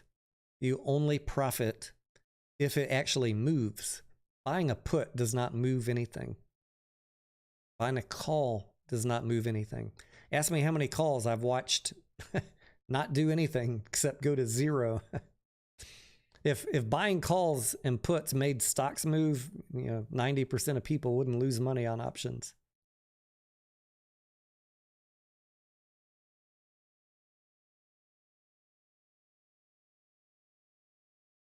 Scott, yeah, that's a hard sell, right? Selling puts is bullish. That is, now you're getting into level 2 understanding of options. And I've talked about that. I'm tiptoeing my way into it as my audience gets more comfortable with me being truthful and explaining strategies to you. And we're going to talk about Costco for a second so nobody gets offended. But let's say that I wanted to buy some Costco and I don't like the current price because I think it's too high. So Costco's at $505. Let's say I wanted to buy it at 400. It's at 505 right now. I'm willing to buy it at 400 no matter what.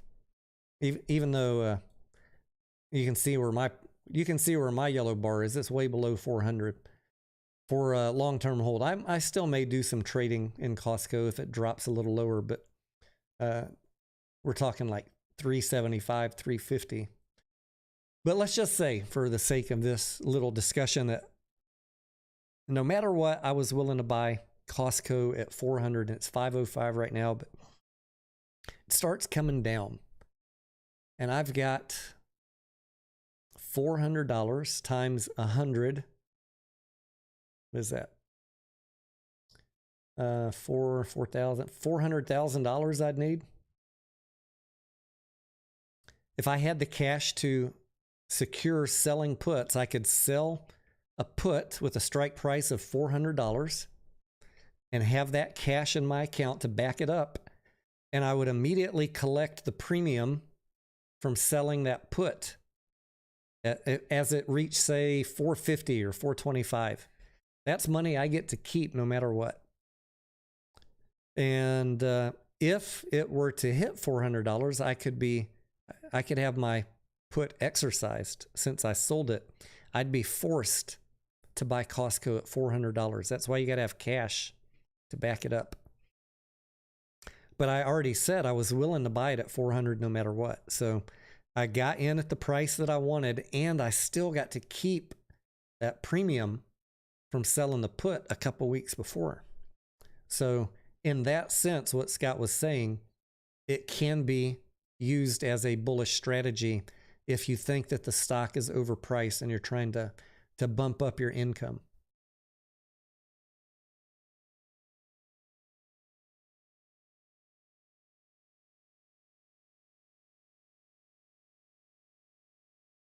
Thomas Bagwell, what do you think the potential profit from popcorn per quarter would be?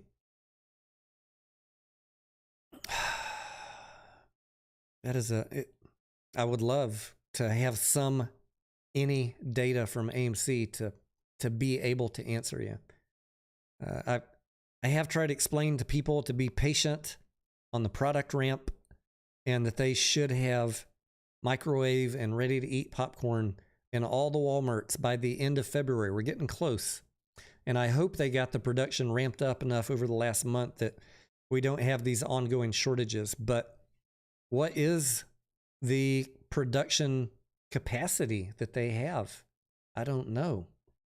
So for me to answer your question, how much profit? Well, first I need to know what is the quantity, and I don't know that. What is the profit per bag? Let's say it's a $4 bag. How much do you guys think AMC is making profit on a bag of popcorn? When you factor in all of the sunk costs to develop the product, the cost to deliver the product, shipping, and the cost to manufacture the product. And then after you add all that in, you've got the share that Walmart's going to take. When you add in all of that, how much profit do you think is left in a $4 bag?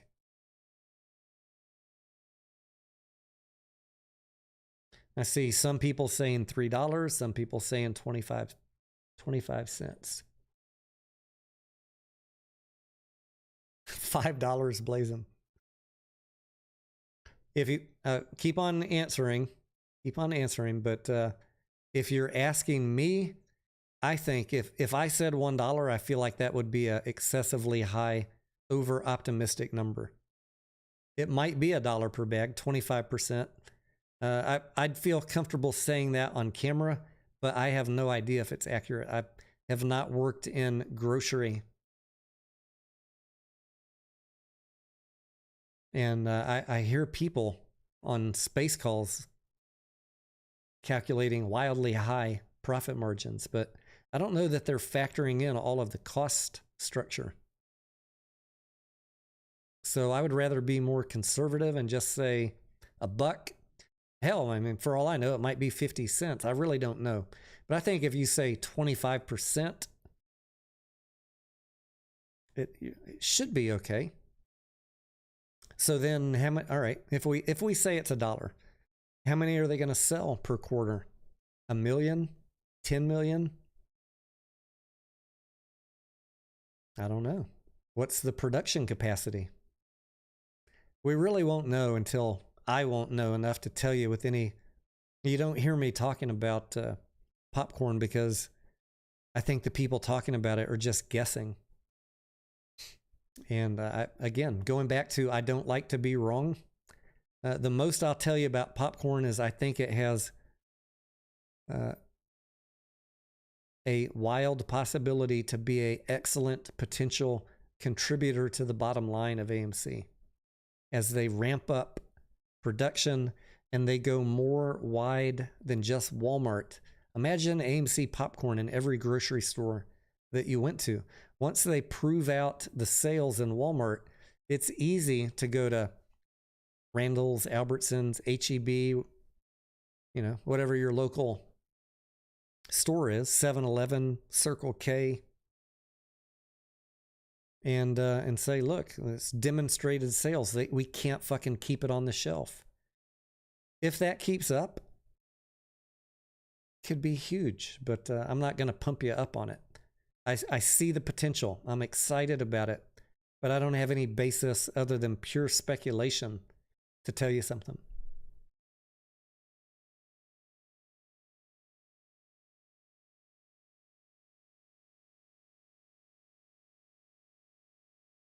I love the idea of some golden tickets in the popcorn too. Why not? Adam, put in some golden tickets, free movie ticket, one in every 500,000 bags, free 1 year AMC Stubs membership. The possibilities are endless. Cross branding.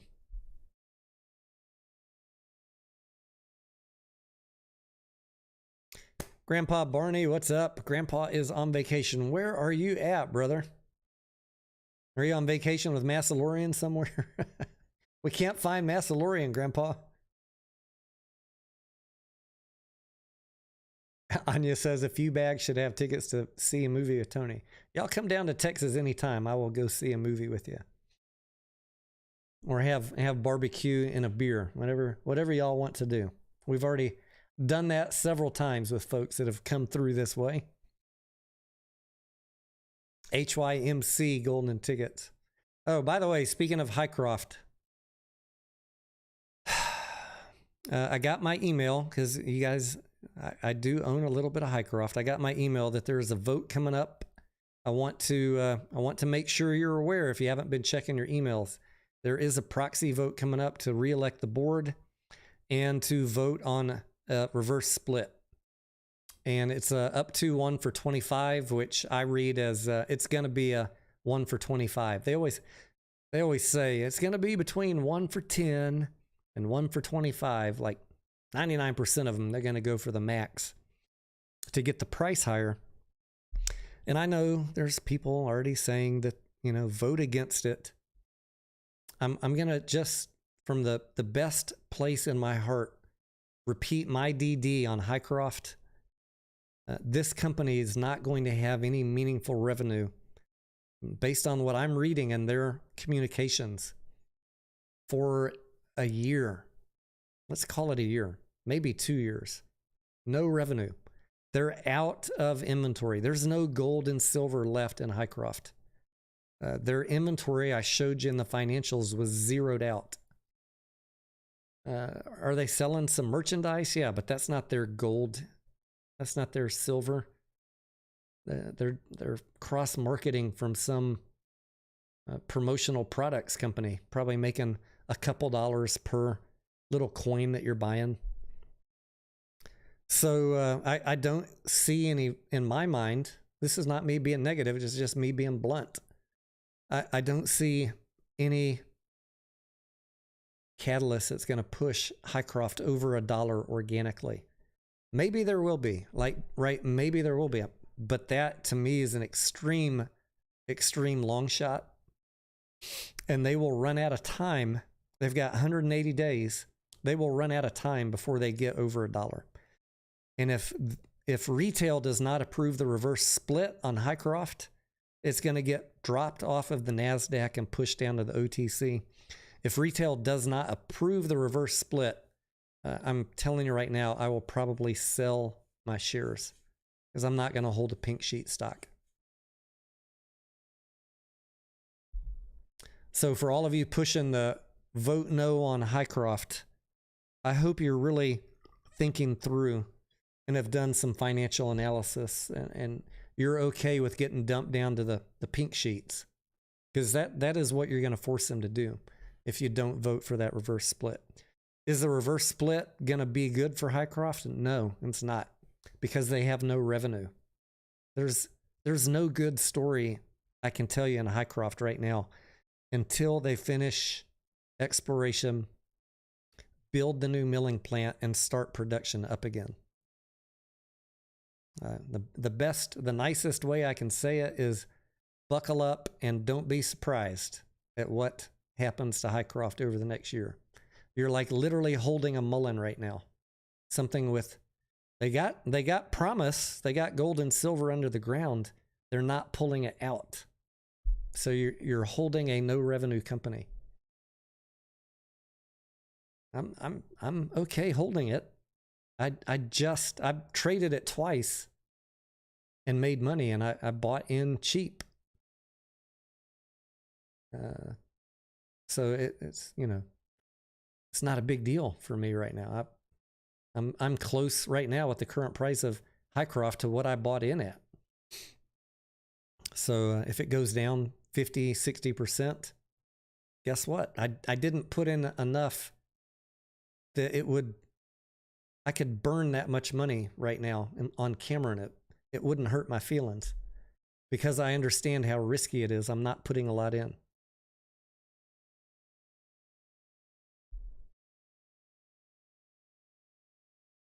But I'm just there, just like Mullen, for the positive news cycle. Like if there's some great news and I got in at Hycroft at 50 cents, 38 cents, 28 cents, and it runs up to 70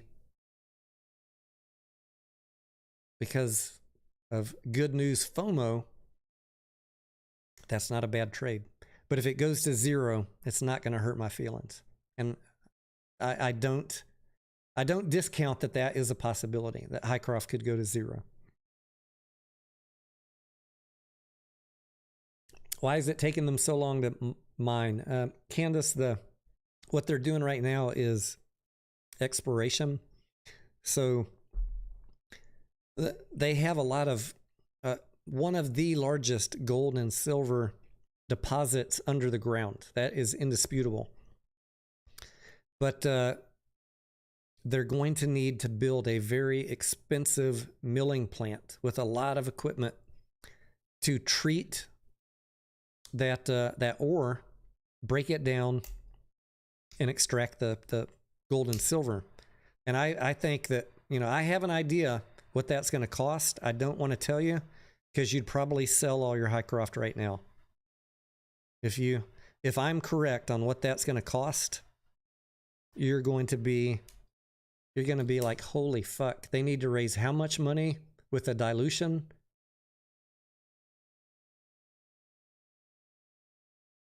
I mean, people already think I'm negative enough by telling you they're not earning money. Imagine if I told you how much they're going to have to dilute you by to build a milling plant. The trolls would have a field day with me. And even if I said it, they wouldn't believe me. They'll find out on their own. But to get back to your question, why is it taking so long? They need to do enough exploratory drilling to justify. They need some good, solid finds on the samples that they're drilling to justify spending that much money on a milling plant. We could end up a year from now or the end of this year. It's in the realm of possibility, just being perfectly frank, that they could end this year saying, look, we did all this drilling. The plant's going to cost a fuck ton. And based on the current price of gold and silver, we're going to have to shelf the project until things get better, until inflation comes down, and until gold and silver prices come up. I mean, that is a possibility. The project could be shelved, and then we basically go to zero. So they're trying to build the best story they can. Drill, drill, drill. Drill, baby, drill. And I hope they find something. And I hope that they're going to be looked at by experts in gold and silver, not us little yahoos sitting at home cheering for them on YouTube. The experts are going to look at the core samples and Hycroft's plan and know if it is viable or not. So they can't pull a smokescreen. If they say they have a viable plan, I would feel comfortable saying it's a viable plan. Of course, I'll still want to read it and make my own judgment then, but they will also tell us if they don't have a viable plan, if it's not cost effective. So let them finish doing their drilling. Hope they come up with enough good news on the core samples to move forward. That is our hope with Hycroft. And that drilling that many holes that deep is going to take the rest of this year, according to what they're telling us.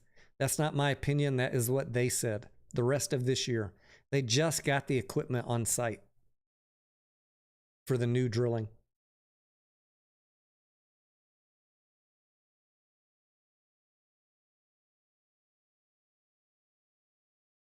$17.96 says, I've always heard it was 80% margins on popcorn. I think $17.96 that the margins on popcorn, when we hear 80%, is if you buy kernels and you pop them in your little theater and you sell 20 cents of popcorn for $10, that's a healthy markup, right? Not factoring in rent and labor and utilities and all that, but I'm just saying the markup on popcorn that you pop yourself and sell it over the counter at a store, that's a massive markup. But selling, just, manufacturing, bagging, shipping, distributing, letting the retailer take their cut, it's not 80%. I'll go to the mat with anybody on that. And I hear them saying that on the space calls, and I just got to shake my head and hang up. Like, if you seriously think, maybe I'm wrong. If you're a grocery expert and you can tell me that every merchandiser that is selling product in a grocery store is making 80%, I'd be shocked. I'd be shocked.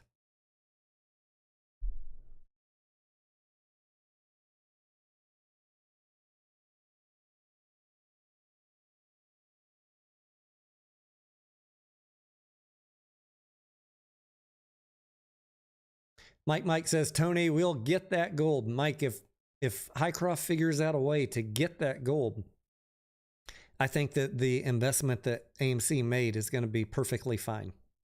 And that all of us that are buying it cheap will be perfectly fine. I think we're going to be in for a bumpy ride, and there's going to be some more dilution and obviously the reverse split. So just keep your risk, in perspective. That's my thought. What I'm telling myself, let's not go hog wild on Hycroft. I got no revenue coming in for a year and a reverse split. And then they're going to drop a bomb on us that they need to spill. They need to spend dollars on a milling plant. People are going to shit their pants when they hear that number. You need to do what? Oh, fuck. We are hosed. You need to sell how many shares?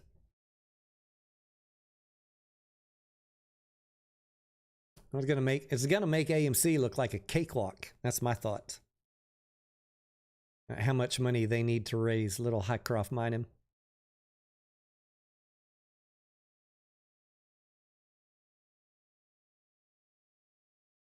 Grocery stores, the grocery store itself, H-E-B, Randall's, Albertsons, they have very thin margins, right? We know this. We know that grocery stores have very thin margins and they make it up on volume. But the merchandisers, Kellogg's, Campbell's, what's their profit margin? That I don't really know. Not my area of expertise, but I feel like 25% is generous.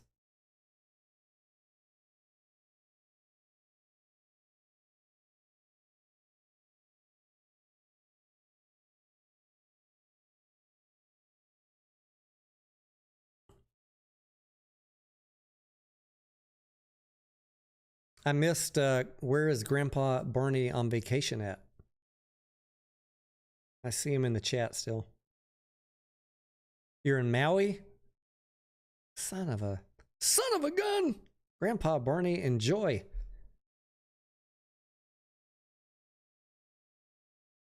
Anya says, I used to work for Kellogg's in Battle Creek, but have no idea the profit. What did you do for Kellogg's, Anya? I'm curious. I would love to get a tour of the Kellogg's factory. I'm so nerdy because my background was in manufacturing, and when I go to, if I went to Battle Creek, I'd definitely sign up to do the tour of the Kellogg's factory. I've toured a bunch of high-tech factories in Japan and Asia. I toured the Bacardi factory in San Juan. Beer manufacturing factories. I would love to see a food manufacturing factory. I have not been in a car manufacturing facility. I should go up to Ford. I think they have a factory up in Dallas and Fort Worth and see if they'd give me a tour. I have been in a lot of custom auto manufacturing shops. Like when you imagine Hycroft putting their vans together in a warehouse with a bunch of mechanics. I've been in factories where they do low volume builds I know how that whole thing works, but I haven't been in a fully automated. You know what? I should go down to the Tesla factory right here in Austin, Texas. I should write them and see if they'd let me in the door. I need to buy some stock again first.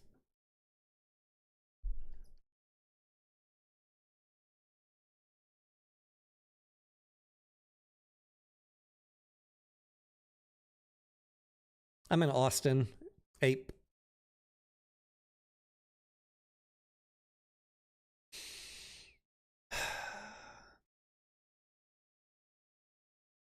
Trying to think what other.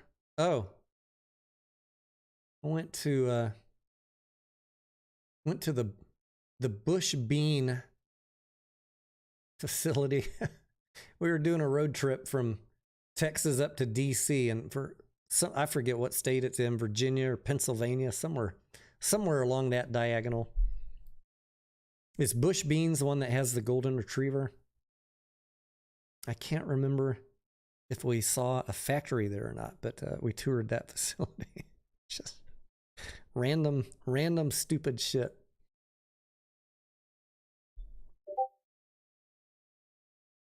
I like the brown sugar barbecue beans myself. I don't know. What do you guys like? Duke, yes.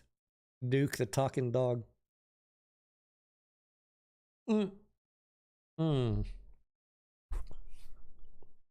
Fucking shit. I spilled red wine on my white shirt.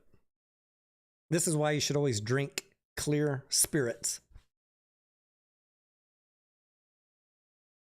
Oh, well. Today's processed foods all taste like heartburn. Yeah, I don't buy a lot of processed foods. We have some canned goods in our doomsday kit for sure.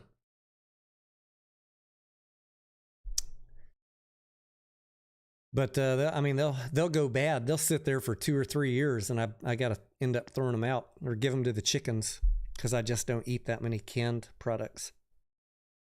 But when we have company over and we do barbecue, I'll go buy me some brown sugar Bush beans. Good shit. Bourbon and brown sugar. Yeah, that's what I'm talking about.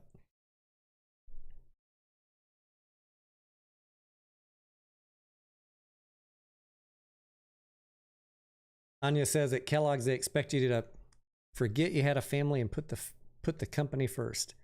I know what you're saying, Anya. I lived that life for 15 years.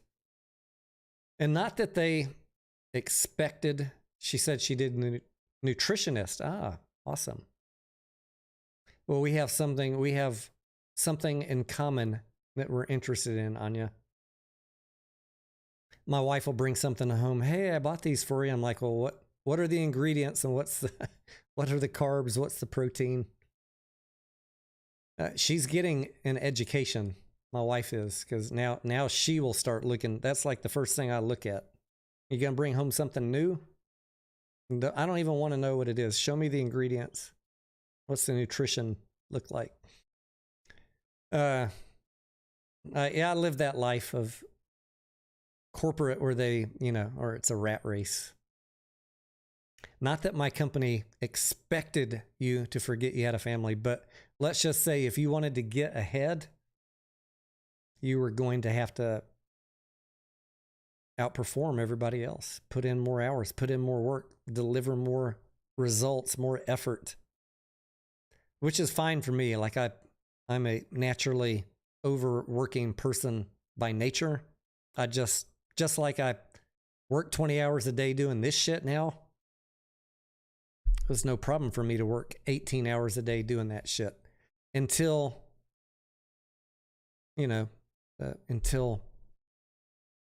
things started slowing down and the compensation wasn't there.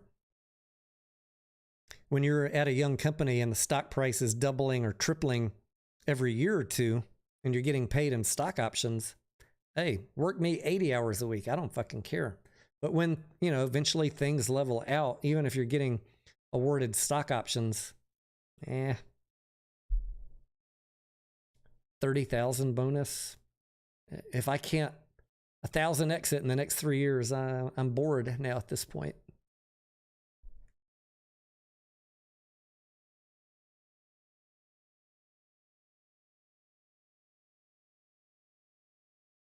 Thomas says the Gallo Glass Factory. Yeah. We went to, I went and toured the Venetian blowing glass. There's probably dozens of them.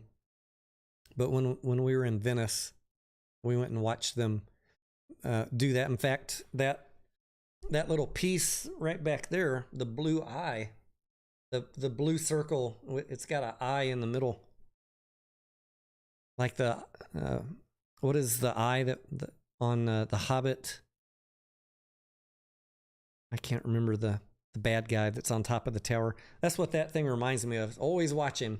I bought that in Venice, and they shipped it over in a big ass crate. I felt like straight out of A Christmas Story. Honey, the crate's here. Oh boy, what is it? It says fragile. Fragile. I don't speak French, honey, but let's open her up and let's see what it is. The Eye of Sauron, yeah. Anybody watch Christmas Story? Any Christmas Story fans? Remember when he got that lamp? It says fragile, honey.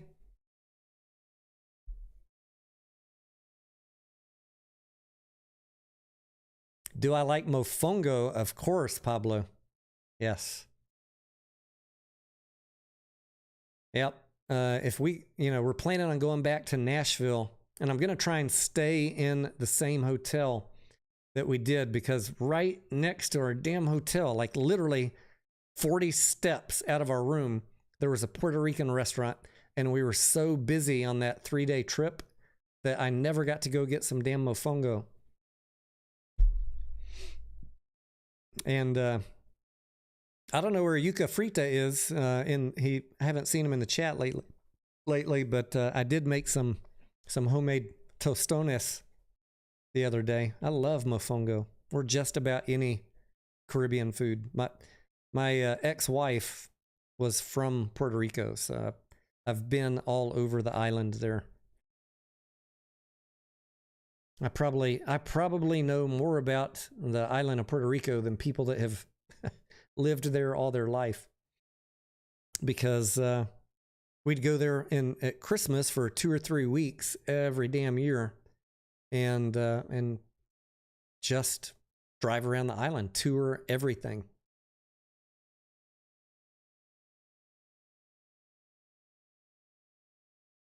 And she loved it because she got to show off her island, and I loved it because, well, what's not to love? The food is excellent. The people are friendly. The scenery's beautiful. Traffic's a little crazy. You're probably going to feel like you're going to die on a daily basis, but if you can get past that, you're going to be fine. Is that where me and Lou met? I haven't met Lou yet. I'll reach out to him next time I'm up in New York, though.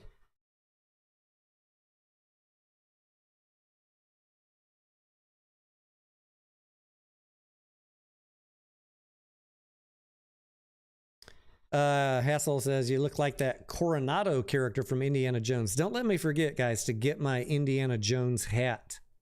I've been researching it for about 6 months. I want not just a knockoff hat. I want an authentic Indy hat, and I'm going to get one before the movie. I'll probably debut it the night that I go see Indiana Jones.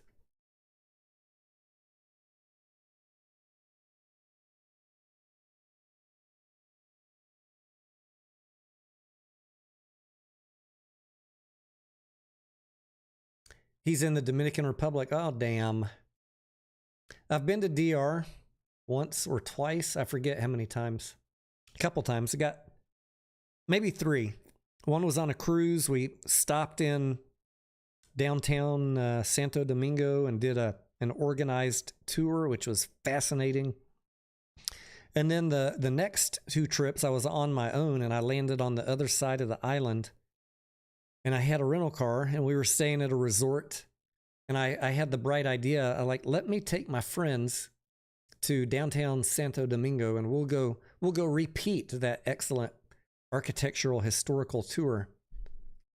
But I got lost like a mofo to the point where the ladies in the car were screaming. They were scared for their life because we got in some shady part of town and the car couldn't move. There were people just like, it was like an outdoor street market. I never could. I could not find a damn place to park. So I don't think I'll be doing that again. If I go back to a resort in Dominican Republic and have the wild idea that I want to go do a tour in Santo Domingo, I'm going to again pay for an organized tour. Right, you know, driving a car in the countryside, the non-populated areas of Dominican Republic is easy and beautiful, but get in the city, no, you are screwed if you're not a local. Resorts exist for a reason. Yep. I was telling that story a month or so ago where we decided we were going to walk off the resort to a couple of the little restaurants just right outside the resort and sit down in their beach chair and order a beer. And we did that. We one evening walked just right outside the resort, 100 yards, went to a local, let's go support the locals, you know. Let's not give all our money to these big resorts. And we sat down, we all ordered a drink, and then everybody was ready to move on to the next place. So we asked them for the check, and we got up to leave, and they're like, no. I forget what they said, but it's like a $40 per person minimum. I was like, F you. You ain't pulling that scam on us. You got nobody fucking here. And we came and ordered some drinks, and you're going to try and scam us with that bullshit? You can just fuck right off. And of course, they tried to do the whole surround us and intimidate us bullshit. I wasn't having it. Walked right out of that motherfucker.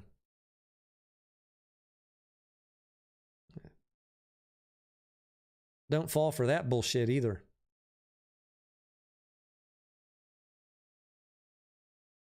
But I could see people getting intimidated by it and go, all right, we'll go back. We'll order some more drinks. We'll order some food.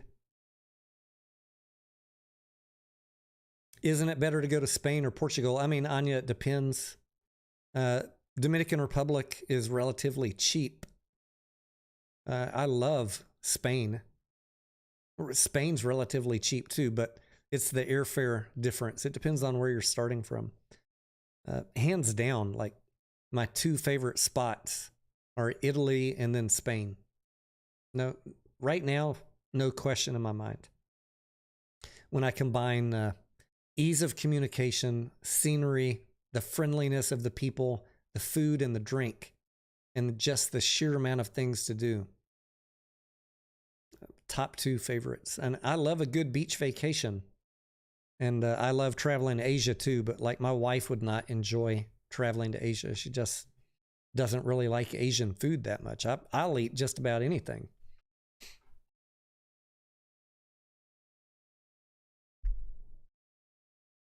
So yeah, I mean, if you can swing the expense to get to Spain, once you're there, to stay anywhere and to eat and drink is, at least the last time I went, it was the cheapest of all the countries we went to. Some of the damn friendliest people and some of the best food, second to Italy, which is by far a winner on all categories.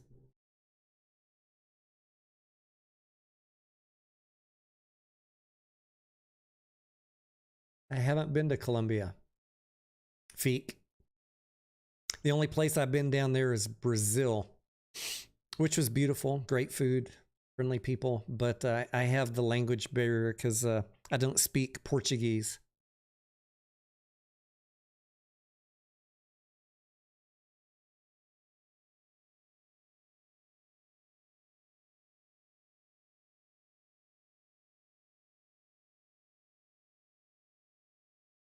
Oh, Feek says, I asked before Dominica. Yeah, I have not been to Dominica either.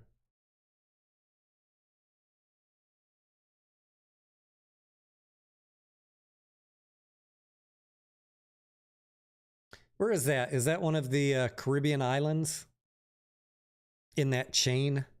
I've been to many of them. I have not. I don't think I've been to that one.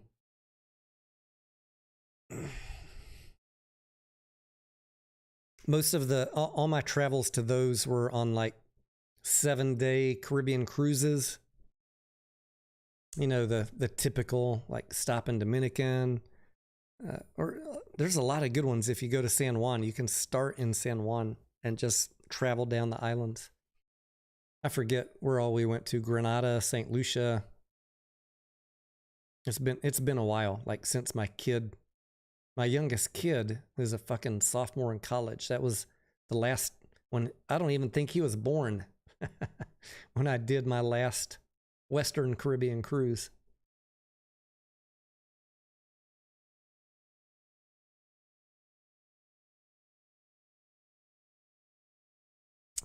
How do I like the cruise life? I wouldn't say I'm about the cruise life. What I enjoy about it is you only have to unpack one time. What I don't enjoy about it is thousands of other people. So my deal is do the cruise for the convenience. Do the cruise for, the majority of your meals anytime you want them are right there.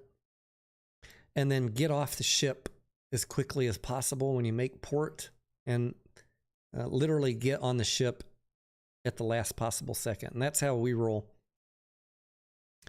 And for those of you that have done cruises or looking at doing them, the cruises will always push these excursions. When we get to port, we got go look at the pyramids or go swim with the dolphins, yada, yada, yada. Guys, I can tell you from experience that if you are relatively competent at planning your own shit, if you're not a traveler, if you're not a seasoned traveler, just go with the cruise. But you're going to pay double, is my point. You could get off the ship, walk right past the customs area where all the taxis are, and go recreate the exact same tour that the ship is offering for half the price. Just pay the taxi guy, negotiate your taxi rate. You already know what the ship was charging. Factor in the cost of the tickets wherever you're going, to the pyramids, swim with the dolphins, drive a bargain with the taxi guy. It's generally perfectly safe. That is the risk, right? You're on your own. We always would find other couples that were adventurous like us. Hey, are you guys thinking about going to the pyramids when we land in Cancun? Oh yeah, let's rent a minivan from a taxi driver as soon as we get off the ship and beat the whole fucking crowd. It's so nice and half the price. So that'd be my recommendation. Do excursions, plan them yourself, but use the cruises excursions as your guide. You can do it. You can do it. Just make sure you get back to the ship on time, because they will leave your ass. They will leave you.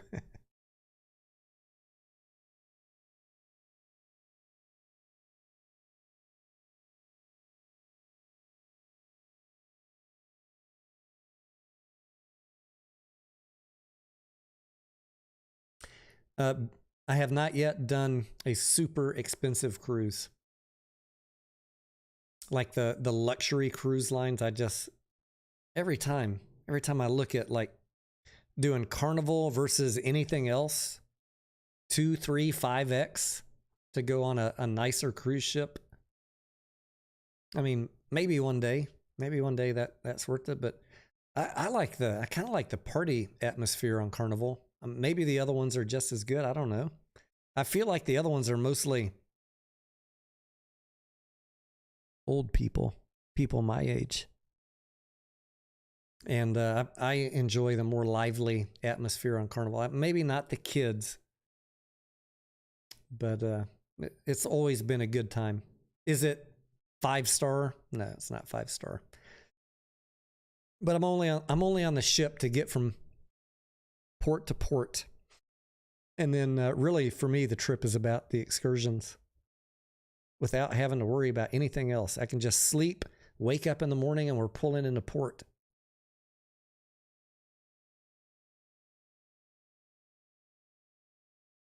Anya says, you are a youngster.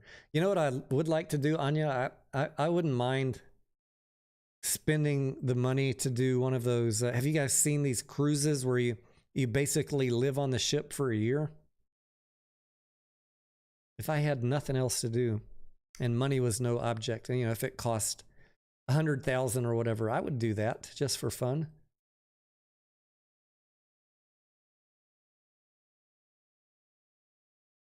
How many countries am I at? Was that the question, Feek? I don't know. It's a lot.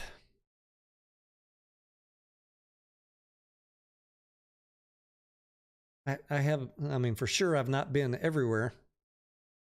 I've been most of the European countries.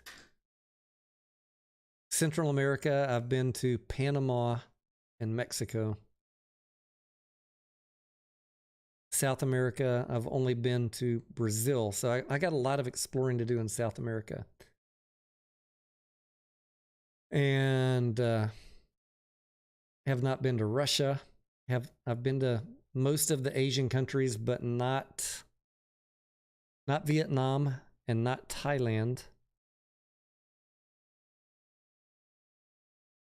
Malaysia I've been to. Japan, Okinawa, Taiwan, Korea, Philippines. Oh, that might be it. Singapore, I've been to Singapore. Hong Kong, not really a country, I know.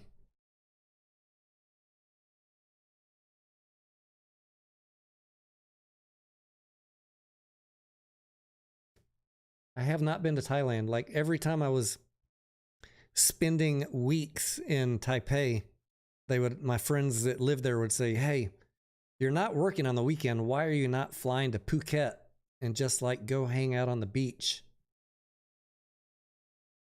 I don't know, because Taipei was such a fucking badass time. It was so fun. I couldn't ever leave. What? If I'm going to go to Thailand, I want to spend 10 days hanging out, getting to soak in, not just go like hang out on a beach, have to deal with all the airfare and all that shit. What is Mike, did you have a question?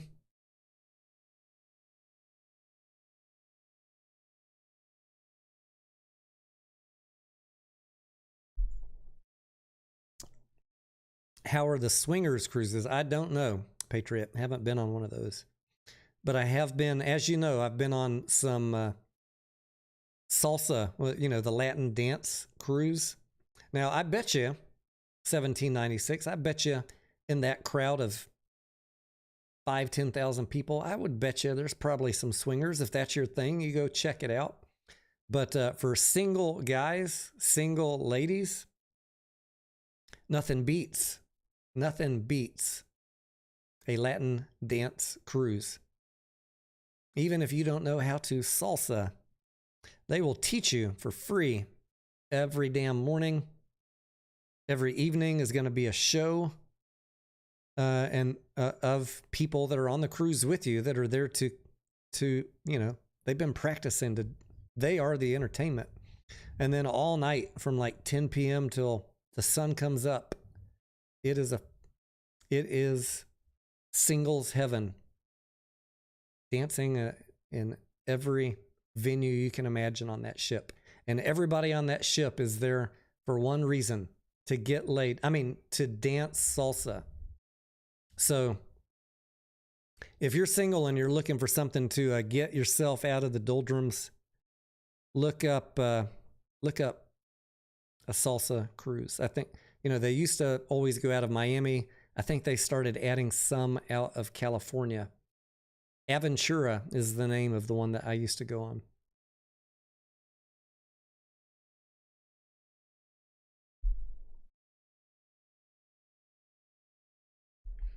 Literally, guys, gentlemen, ladies, You don't even have to try. If you can open your mouth and say hello, you're good. Trust me, you don't need to know how to dance. I'm no professional salsa dancer. But everybody there for 4 days wants to get drunk and get in your arms. Do some salsa. You know where that goes.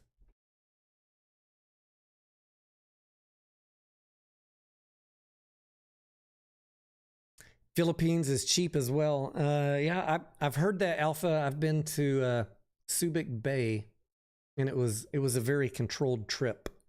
I don't know that I paid for any meals. So and it was a lot of work. It was a lot of, I didn't get to see a whole lot.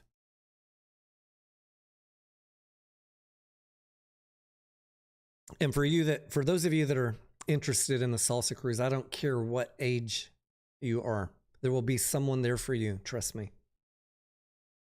The bulk of the people obviously are 20s to 30s, but there's every age range of single people from 20 to 60. So if you're into gilfs, you young studs, you could probably find one. I still have friends from around the country, around the U.S., that I met on salsa cruises years ago, before I met my wife.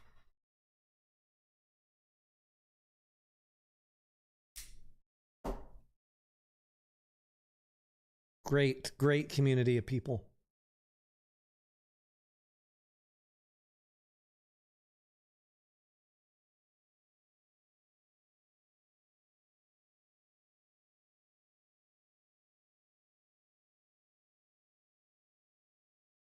DevStat says, find yourself a little Latin mamita that can dance and cook. It is the best. Yeah, DevStat, but some of them do have a temper, DevStat. So gentlemen, be prepared. And don't go in that if you're not a hardcore man. You can't stand up to that shit. Don't find yourself a little, you could hang out for a weekend. If you're going to try and wife her, make sure you're ready.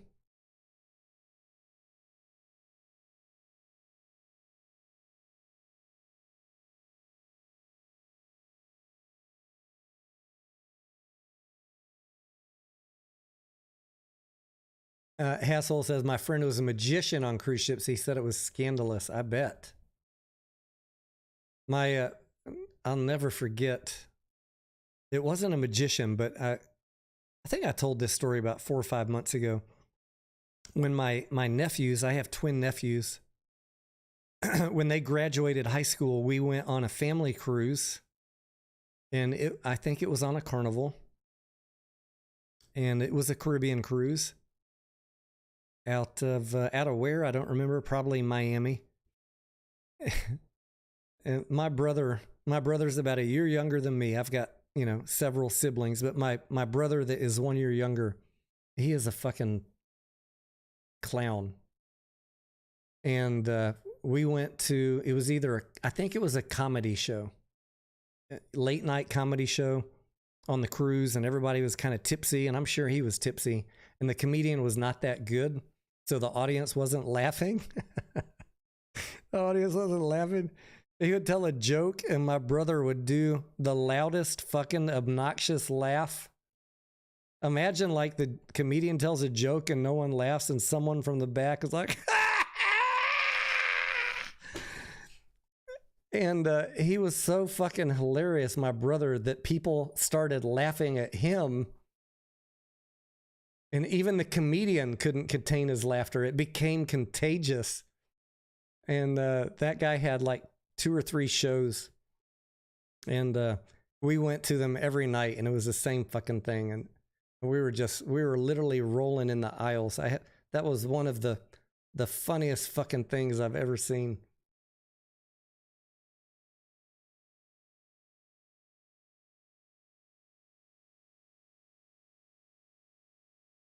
I'm not in the CIA. Yes, asshole. I was in the military. I had a top secret clearance. I have not been in the Secret Service, FBI, or CIA.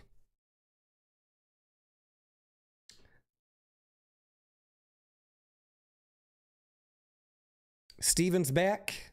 Steven, all right. Steven says, just got out of Evil Dead Rise. Speechless, another level of horror.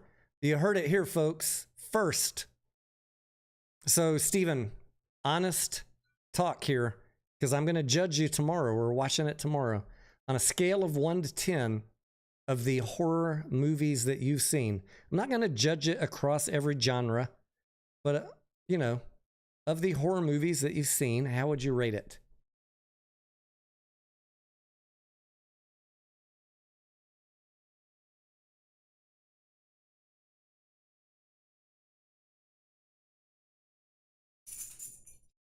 That's exactly what someone in the CIA would say. Blazin, you know me too well, friend.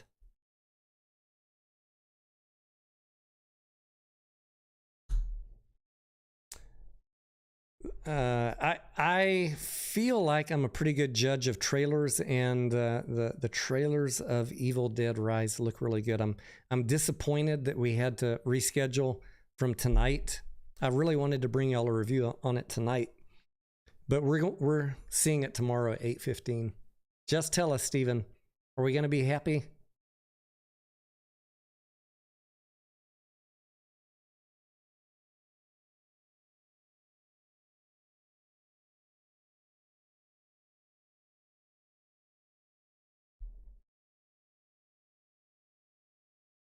Alpha, I was in the Air Force. I did electronic countermeasures, and I worked on F4s and F-16s. ECM, for you non-military folks, is the system that basically helps our planes hide from radar. So when you're approaching an enemy target, the enemy's got ground-based radar or even aircraft-based radar that is pinging for you, so they know you're coming.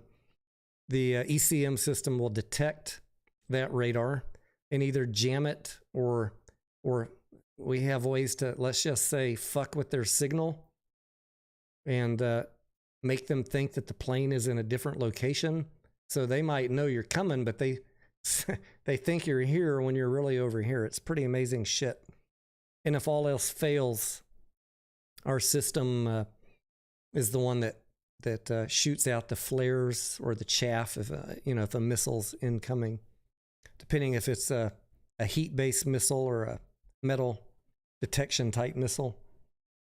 It's pretty cool stuff. I learned a little bit about electronics, a little bit about radar, a lot about airplanes. I love airplanes almost as much as I love movies.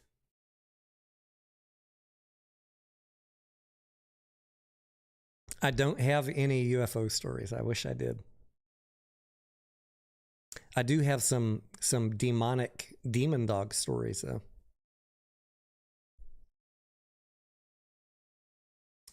Hassel says many employees on cruise ships make like $500 a month. Yeah, that is true. I don't know what the number is, but they don't make a lot.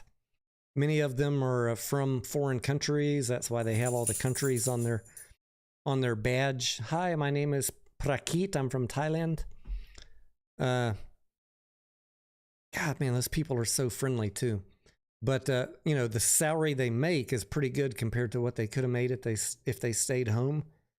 And I think that many of them are able to send money back home because they're living rent free and they're getting their food paid for. And they sign up for what, like 12-month contracts, pretty much working 7 days a week, 13 out of 14 at least. It's a hard life, but I couldn't do it. But for some people coming from an impoverished country, if you got the right personality, I guess it's a great job.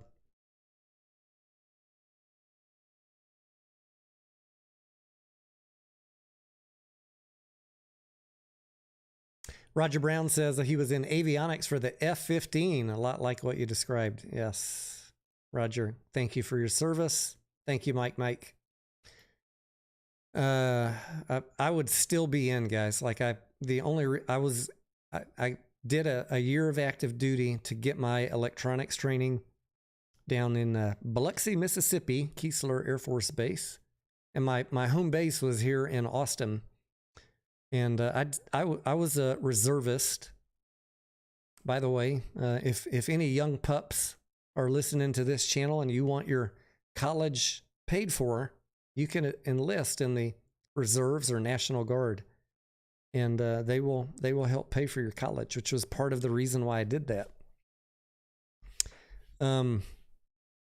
But I was stationed here in Texas, and we got to travel on our summer deployments. I got a couple free trips to some interesting places. A couple times to San Antonio. Not if budgets were tight. Not really that interesting, but it wasn't a bad time either, if you know what I mean. Latinas, San Antonio. But I would still be in it, even though it didn't pay that much money. Just the knowing you're serving your country and just fucking being around the airplanes. When I was in was the Desert Storm time. And we never got activated to go, but I could have been. At that time, we had F4s, and they weren't trying to send F4s over to the desert. Let's just say that.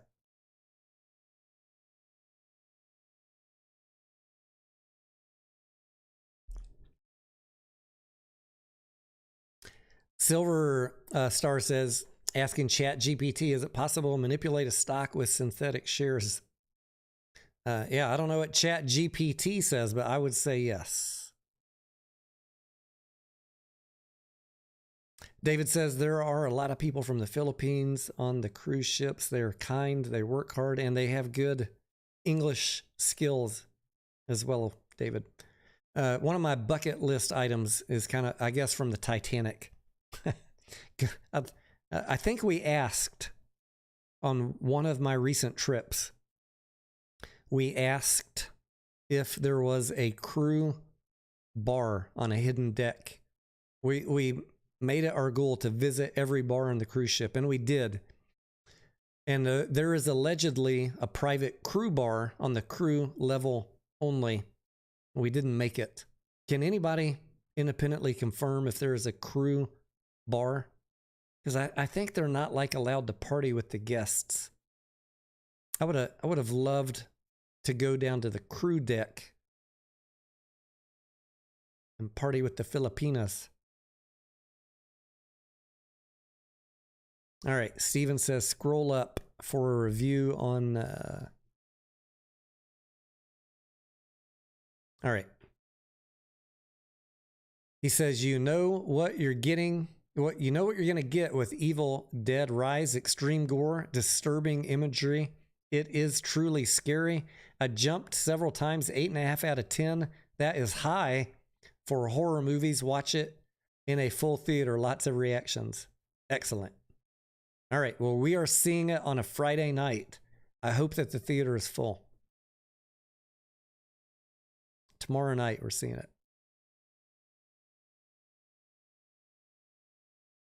Yeah, with Rose and Jack. we'll be partying the little jig down there on the crew deck. Did I ever get an incentive flight? Man, Roger, it would have made my fucking life complete if I got an incentive ride. So in my ECM shop, we had about, I guess about 20 enlisted technicians that did the same job as me. And I know 2 of them got an incentive ride, but I was just a mere reservist, right? I was low on the totem pole. The 2 gentlemen in separate years, in the 9 years I was there before they closed the base, that's what I was going to say. I'd still be in, but they closed my base. Thank you, Rumsfeld and Bush. 2 of the gentlemen got an incentive ride in my shop, and they were career Air Force, retired, right? They had done their 20 years, and they were trying to tack on their extra 10 years or whatever as they were civilian employees full-time working there in the ECM shop during the week, and 1 week in a month they were reservists. So they had the in every reserve unit. There's civilian employees that are ex-military that are doing the same job, right? But then 1 week in a month, all the reservists come in, and those full-timers are really they're our teachers. We're there once a month just to try and remember what we forgot a month ago, to be honest. This fucking shit is so complex. I mean, I guess depending on your job might not be that hard, but my shit was complex. Like every month I felt like I was having to relearn what I just forgot from 30 days ago. So God bless those guys that did it full time. They deserved the incentive rides.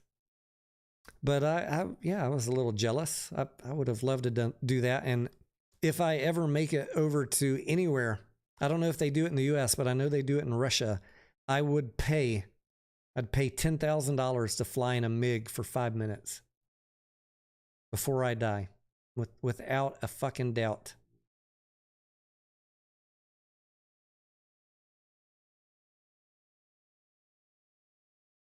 I'd prefer it to be a well-maintained American fighter jet. But if I got to go to Russia and do it, I'll do it over there. The closest I got, Roger, was obviously to when we repaired our equipment, we would have to get up in the cockpit, and we didn't fire the engines up, but we would turn the plane on and crank up the electronics. You would do everything except crank the engines. And so I got to sit in the cockpit of a F-16 by myself and just pretend on a monthly basis. Because if we replace something, we'd have to go in and test it. And you got to know what you're troubleshooting. You got to pretend you're the pilot, double checking that avionics system. It was fun. It was fun. And I did part-time training as a crew chief, which was also a blast. Like, go out to the end of the runway and check the planes right before they fucking full throttle it and take off.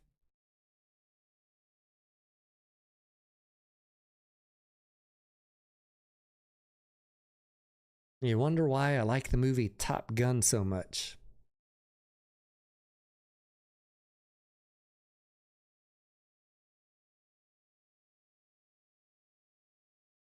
Roger says he was active duty, got an incentive flight in an F-15.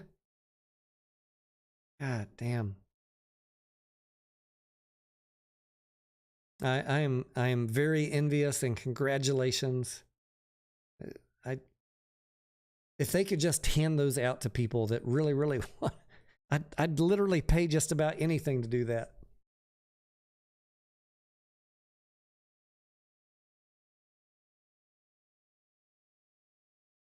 I never got to taxi a jet as a crew chief. When we were training for Desert Storm, they wanted pretty much everybody, if you volunteered, they wanted extra people trained as crew chiefs. I don't know why. Or were the crew chiefs going to be taken out over in Iraq or what? But hey, whoever wants to train as a crew chief and final check the aircraft before it takes off, get in the van. We're gonna go down to the end of the runway. That's some exhilarating shit. Like when you're running around a jet, checking to make sure all the safety pins have been pulled and nothing's leaking while the engines are spinning up. You're trying not to get sucked in. And I'm exaggerating. It's perfectly safe if you're not stupid, but people do get sucked into engines.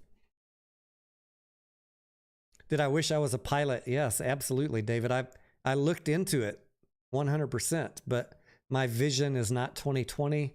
And at that point, when I was enlisted, and I was going to college at the same time, I was like, should I consider going to officers school and applying to become a pilot? Because I would have loved to do that.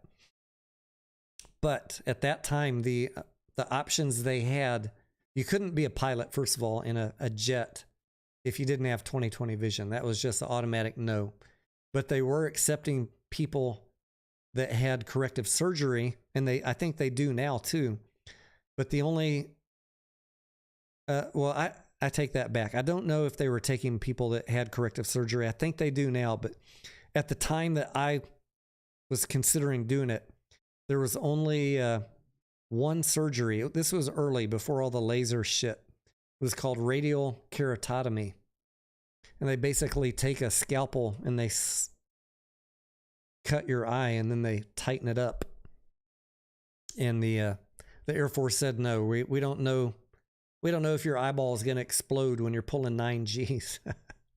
So once I realized it was kind of pointless, like I would have paid whatever money it took to get the eye surgery if it meant I could have been a pilot candidate. Absolutely.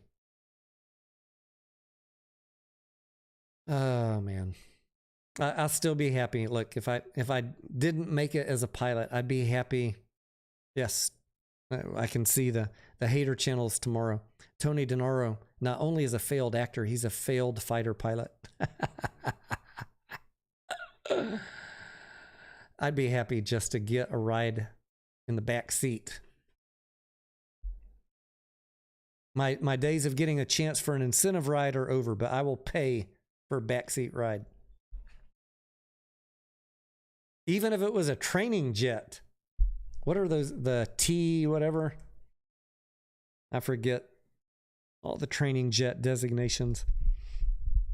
By the way, my buddy that we're planning on visit in Gig Harbor here in a couple months, he is a full-time airline pilot for one of the major airlines, and he was a Navy pilot in I think the O3 Orion. Is it the E3 Orion? Whatever that the plane is with the big boom out the back that's like a radar. And they were doing a lot of course you can use it for sub hunting, but I think they were using it for monitoring illegal immigrants, of all things. Anyways, he would fly up here from Galveston or Corpus, wherever he was stationed, and he'd just fly up here to get his hours and come have lunch with me.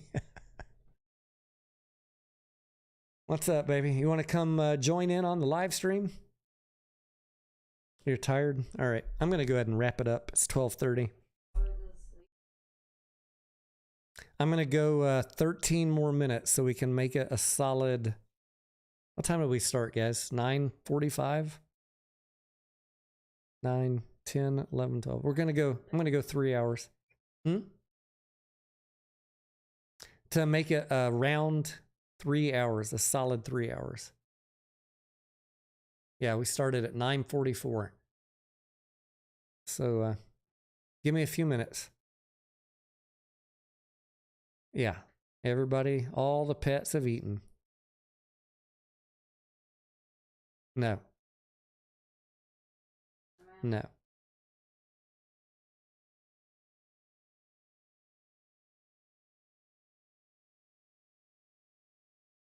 Scarlett, they're telling you hello, and they miss you, and they hope you come on a live stream soon. She says thank you, but she's really tired. She was babysitting her niece. What time did you get up this morning? What time did you get up this morning? 9 o'clock? Yeah. 9 o'clock. Man, what to have the luxury to wake up at 9 o'clock. I'm just teasing, babe. All right. She's doing great, guys. She's back to work, back up and around, 100% back to normal. No pain. Thank you. Thank you for asking.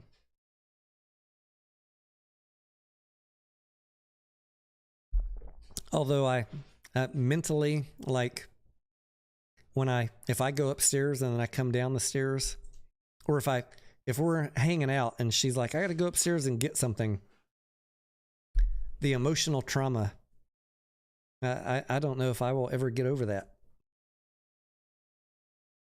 I'm ready to move somewhere that is one story. and leave this fucking Christine of a house behind.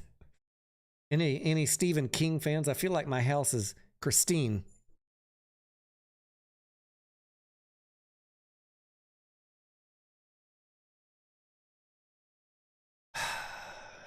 Every damn time, Blazin'. Every time she says, I'm going upstairs to get something, I have this foreboding feeling. I don't know how you get rid of it. I wish the Men in Black would just come wipe my memory. 1796 says scroll up. Are you talking to me? Are you talking to me? Are you talking to me?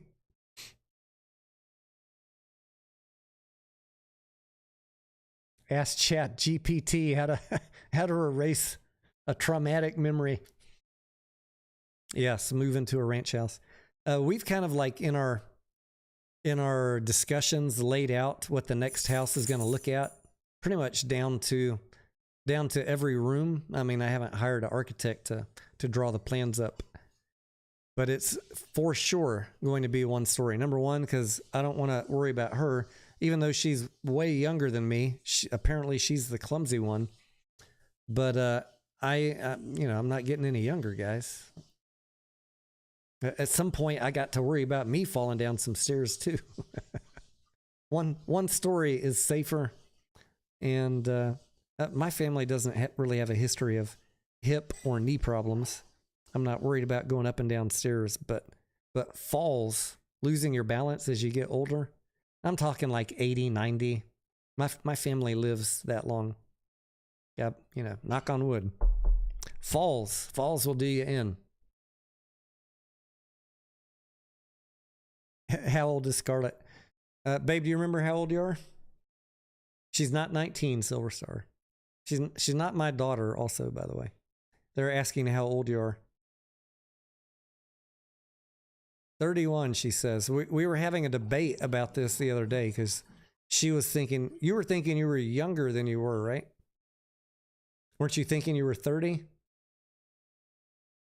Yeah, and you thought I was a year older than I am. Not nice, Scarlett.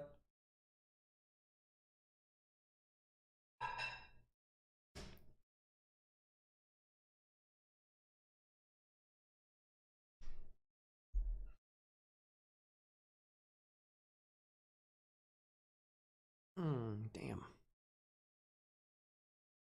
Use your VA loan when you move into your house. Yes, another benefit for you young whippersnappers that are watching.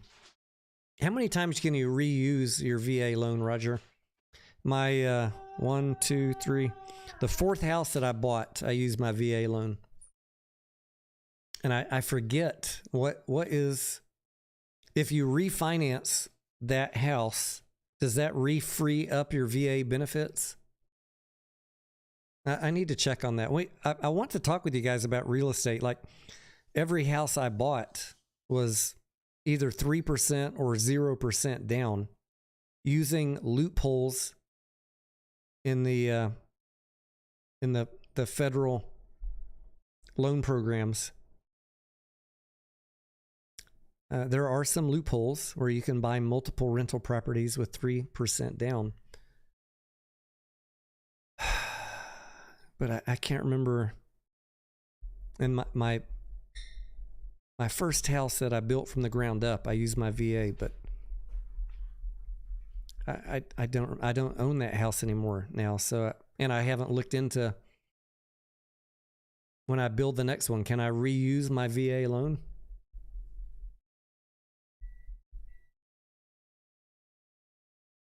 I feel like the last time I looked into it, you can use it again. I'm gonna check into that. That is a great question.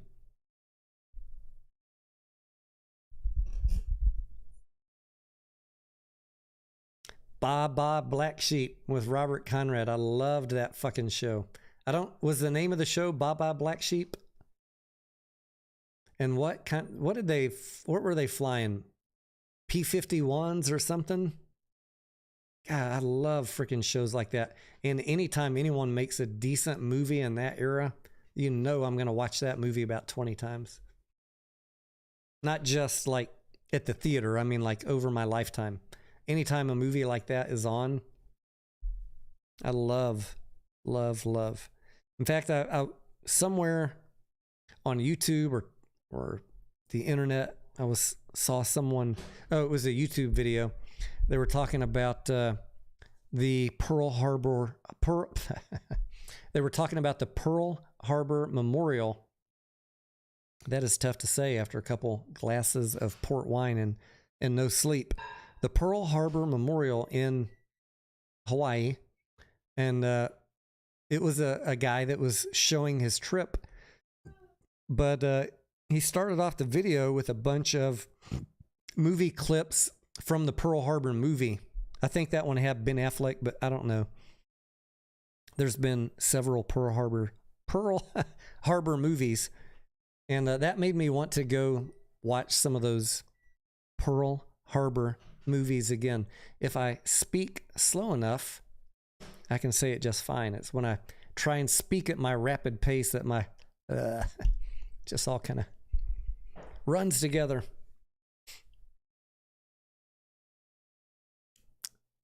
There have been some good movies on Midway and Pearl Harbor, and then there's been some shitty ones too. Do I love all jets or just fighter jets? I love any airplane. Like growing up, look, my dad was a career Air Force officer. So we grew up going to the air shows, and I'm talking about on big Air Force bases. I could spend the fucking entire day sitting inside helicopters, walking through a C-5, a C-130, a B-52. It's not just about fighter jets for me. Any of those damn things. I grew up as a kid watching B-52s take off. And then when I was at Keesler, they had C-130s and A-10s. I still love those. I didn't work on them. I was just going to electronic school, but just to be around that. And then we'd go over to Eglin to hang out and go to the beach. And what do they have there? F-15s, I think. All of them, just all of them. And F-14, F-18. It doesn't even have to be a Air Force plane.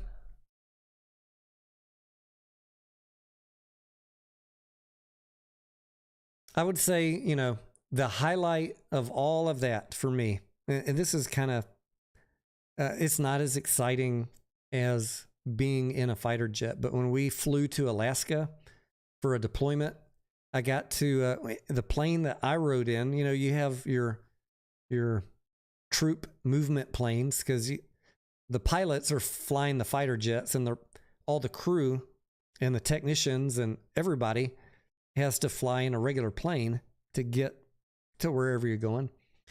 Well, somehow I got the lucky straw, and I was one of the people that got to fly in the plane that refueled the fighter jets on the trip to Alaska.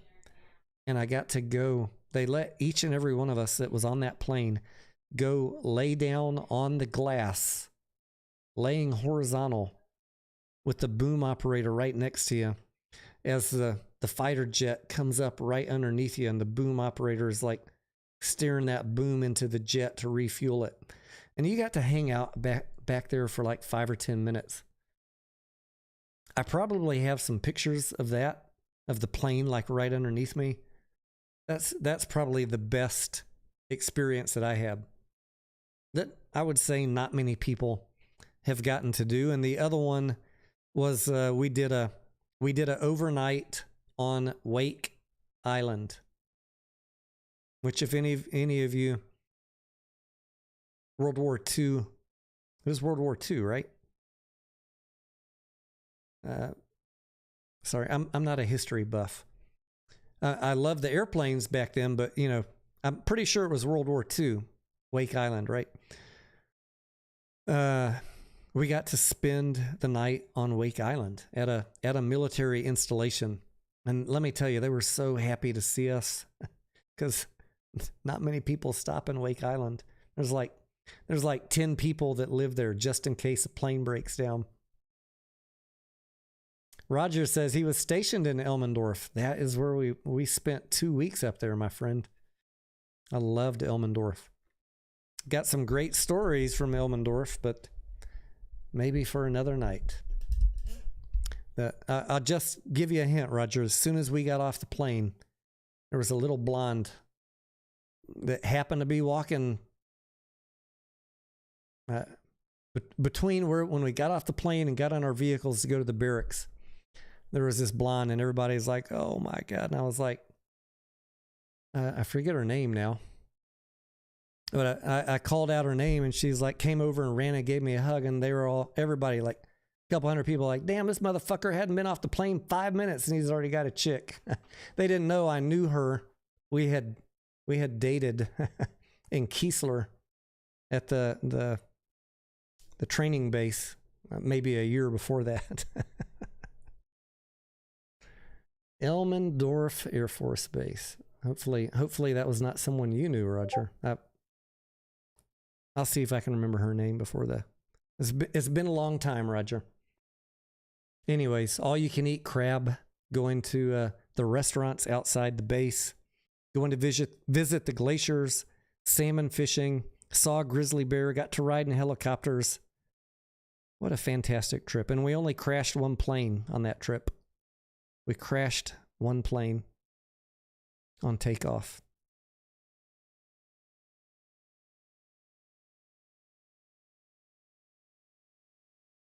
Have you thought about getting your pilot's license? I have, David. I would love to. Yes, for small planes. No big aspirations to fly my own jets like Tom Cruise. I mean, sure, if money was no object, but I wouldn't mind getting a pilot's license.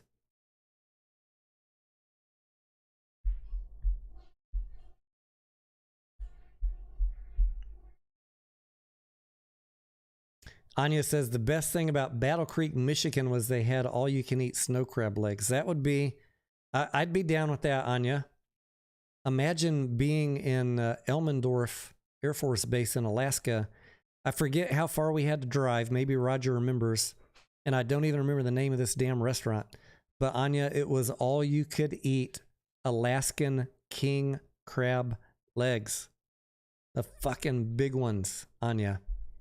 All you could eat. Every time I'm like, I'm gonna fly to Alaska just to go to that restaurant again, and then I add up the expense of flying to Alaska and getting a hotel and a rental car, and I'm like, you know what? I'd be better off just going to Truluck's or even Red Lobster or any, Eddie V's and ordering 5 plates of king crab legs. I'd be better off just doing that than flying to Alaska just for the crab legs. You got to have a better incentive than crab legs to go to Alaska. But it is some beautiful country.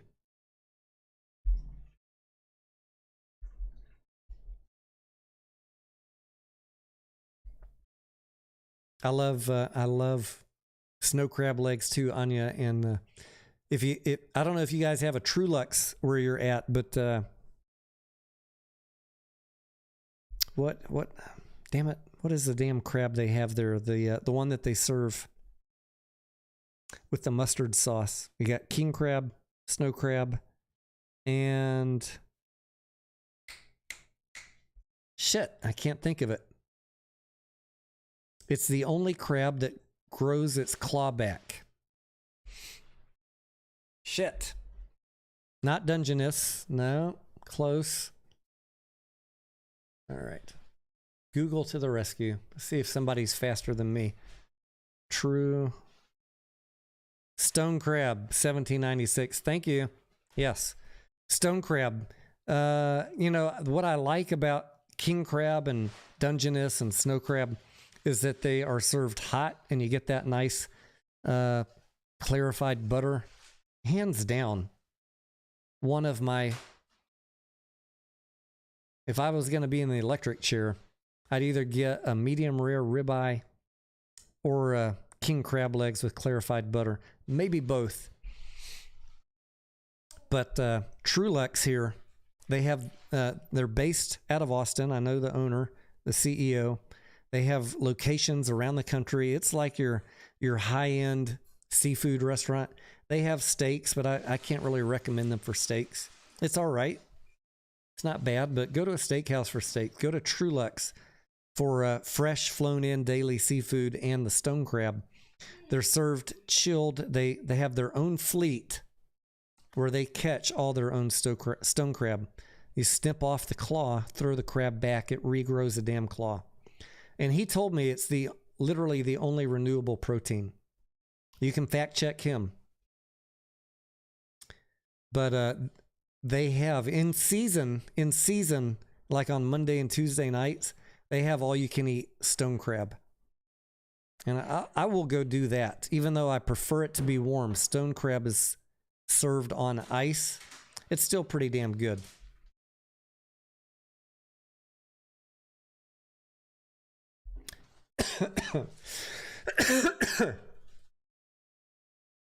All you can eat. Like, I mean, if it's all you can eat, can't beat that.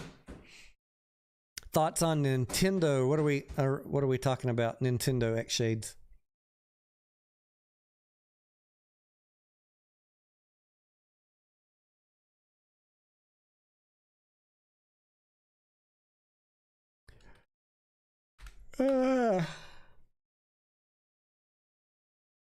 Getting late for old Tony Denaro.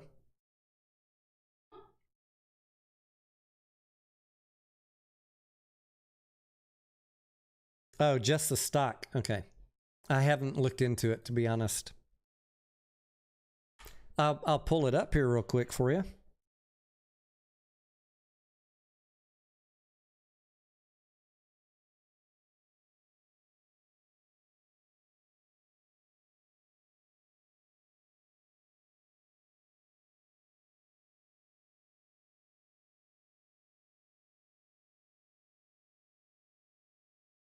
Is this it? NTDOY? I don't even know the ticker symbol for it.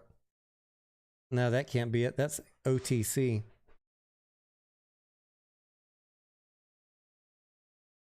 I own GameStop, so I haven't been trying to buy Nintendo. Maybe I should look into it. What's the damn ticker?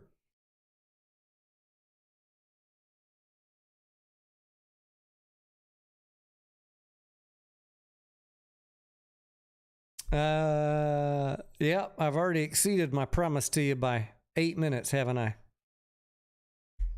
8 more minutes? No, I said I already have exceeded my promise to you by 8 minutes. Yeah, I'm going to wrap it up. All right, I'll be there momentarily.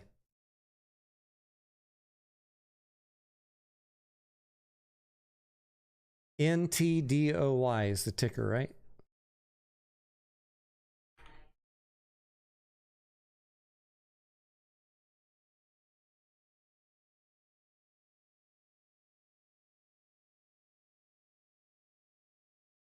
NTDOI. I don't know. It looks pretty flat to me.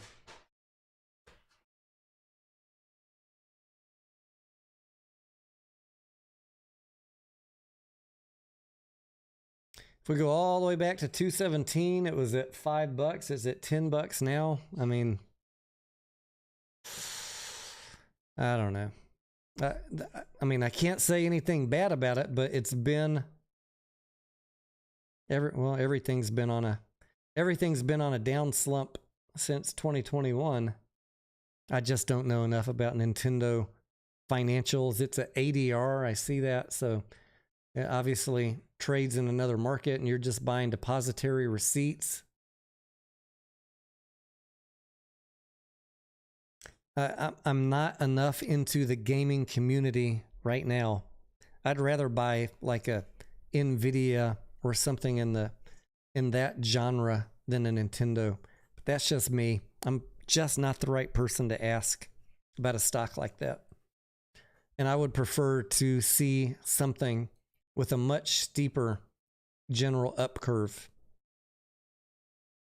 So probably not something that I would spend a lot of time looking into. But if you are an expert and following them and you know what's coming and you think that the rundown in price from 17 to 10 is giving you opportunity. Look, I like stocks that are getting run down if you can get behind the story and you know what's coming and you're intimately familiar with the financials. And since I don't know all that, I can't tell you based on this chart.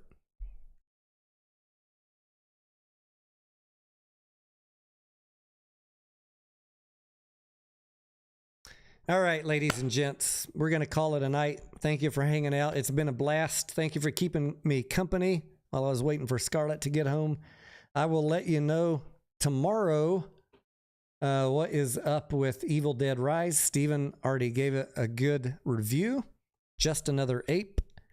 Go watch my video if you haven't seen it yet, the CEO Handbook. Understand that that is my attempt at humor while delivering you still a message that you need to hear. Everything I said in that video, I believe it. I believe retail's getting ripped off. So go watch that video, share it. Understand that the delivery is humor.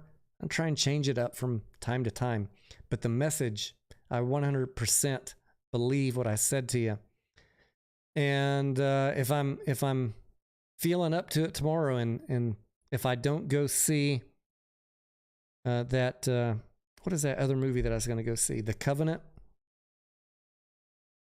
If I don't go see that in the morning, then I'll see if I can do a live stream with you guys during the day tomorrow, because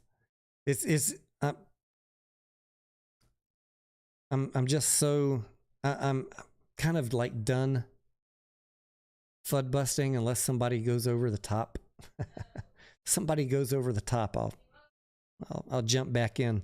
I got a lot of other companies I want to provide coverage for you. And yeah, Guy Ritchie's The Covenant. There's I think an 11:30 showing AM tomorrow.